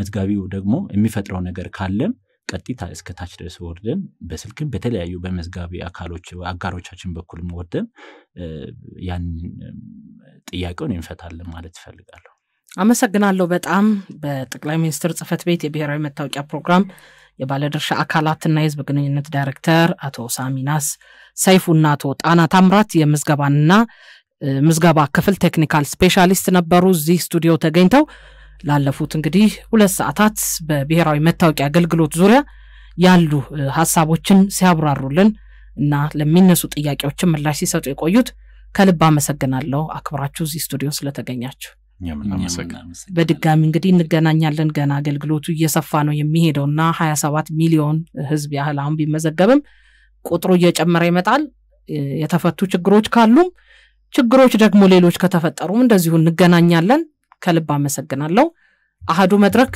በዚሁ ተጠናቋል የኢትዮጵያን ድምጽ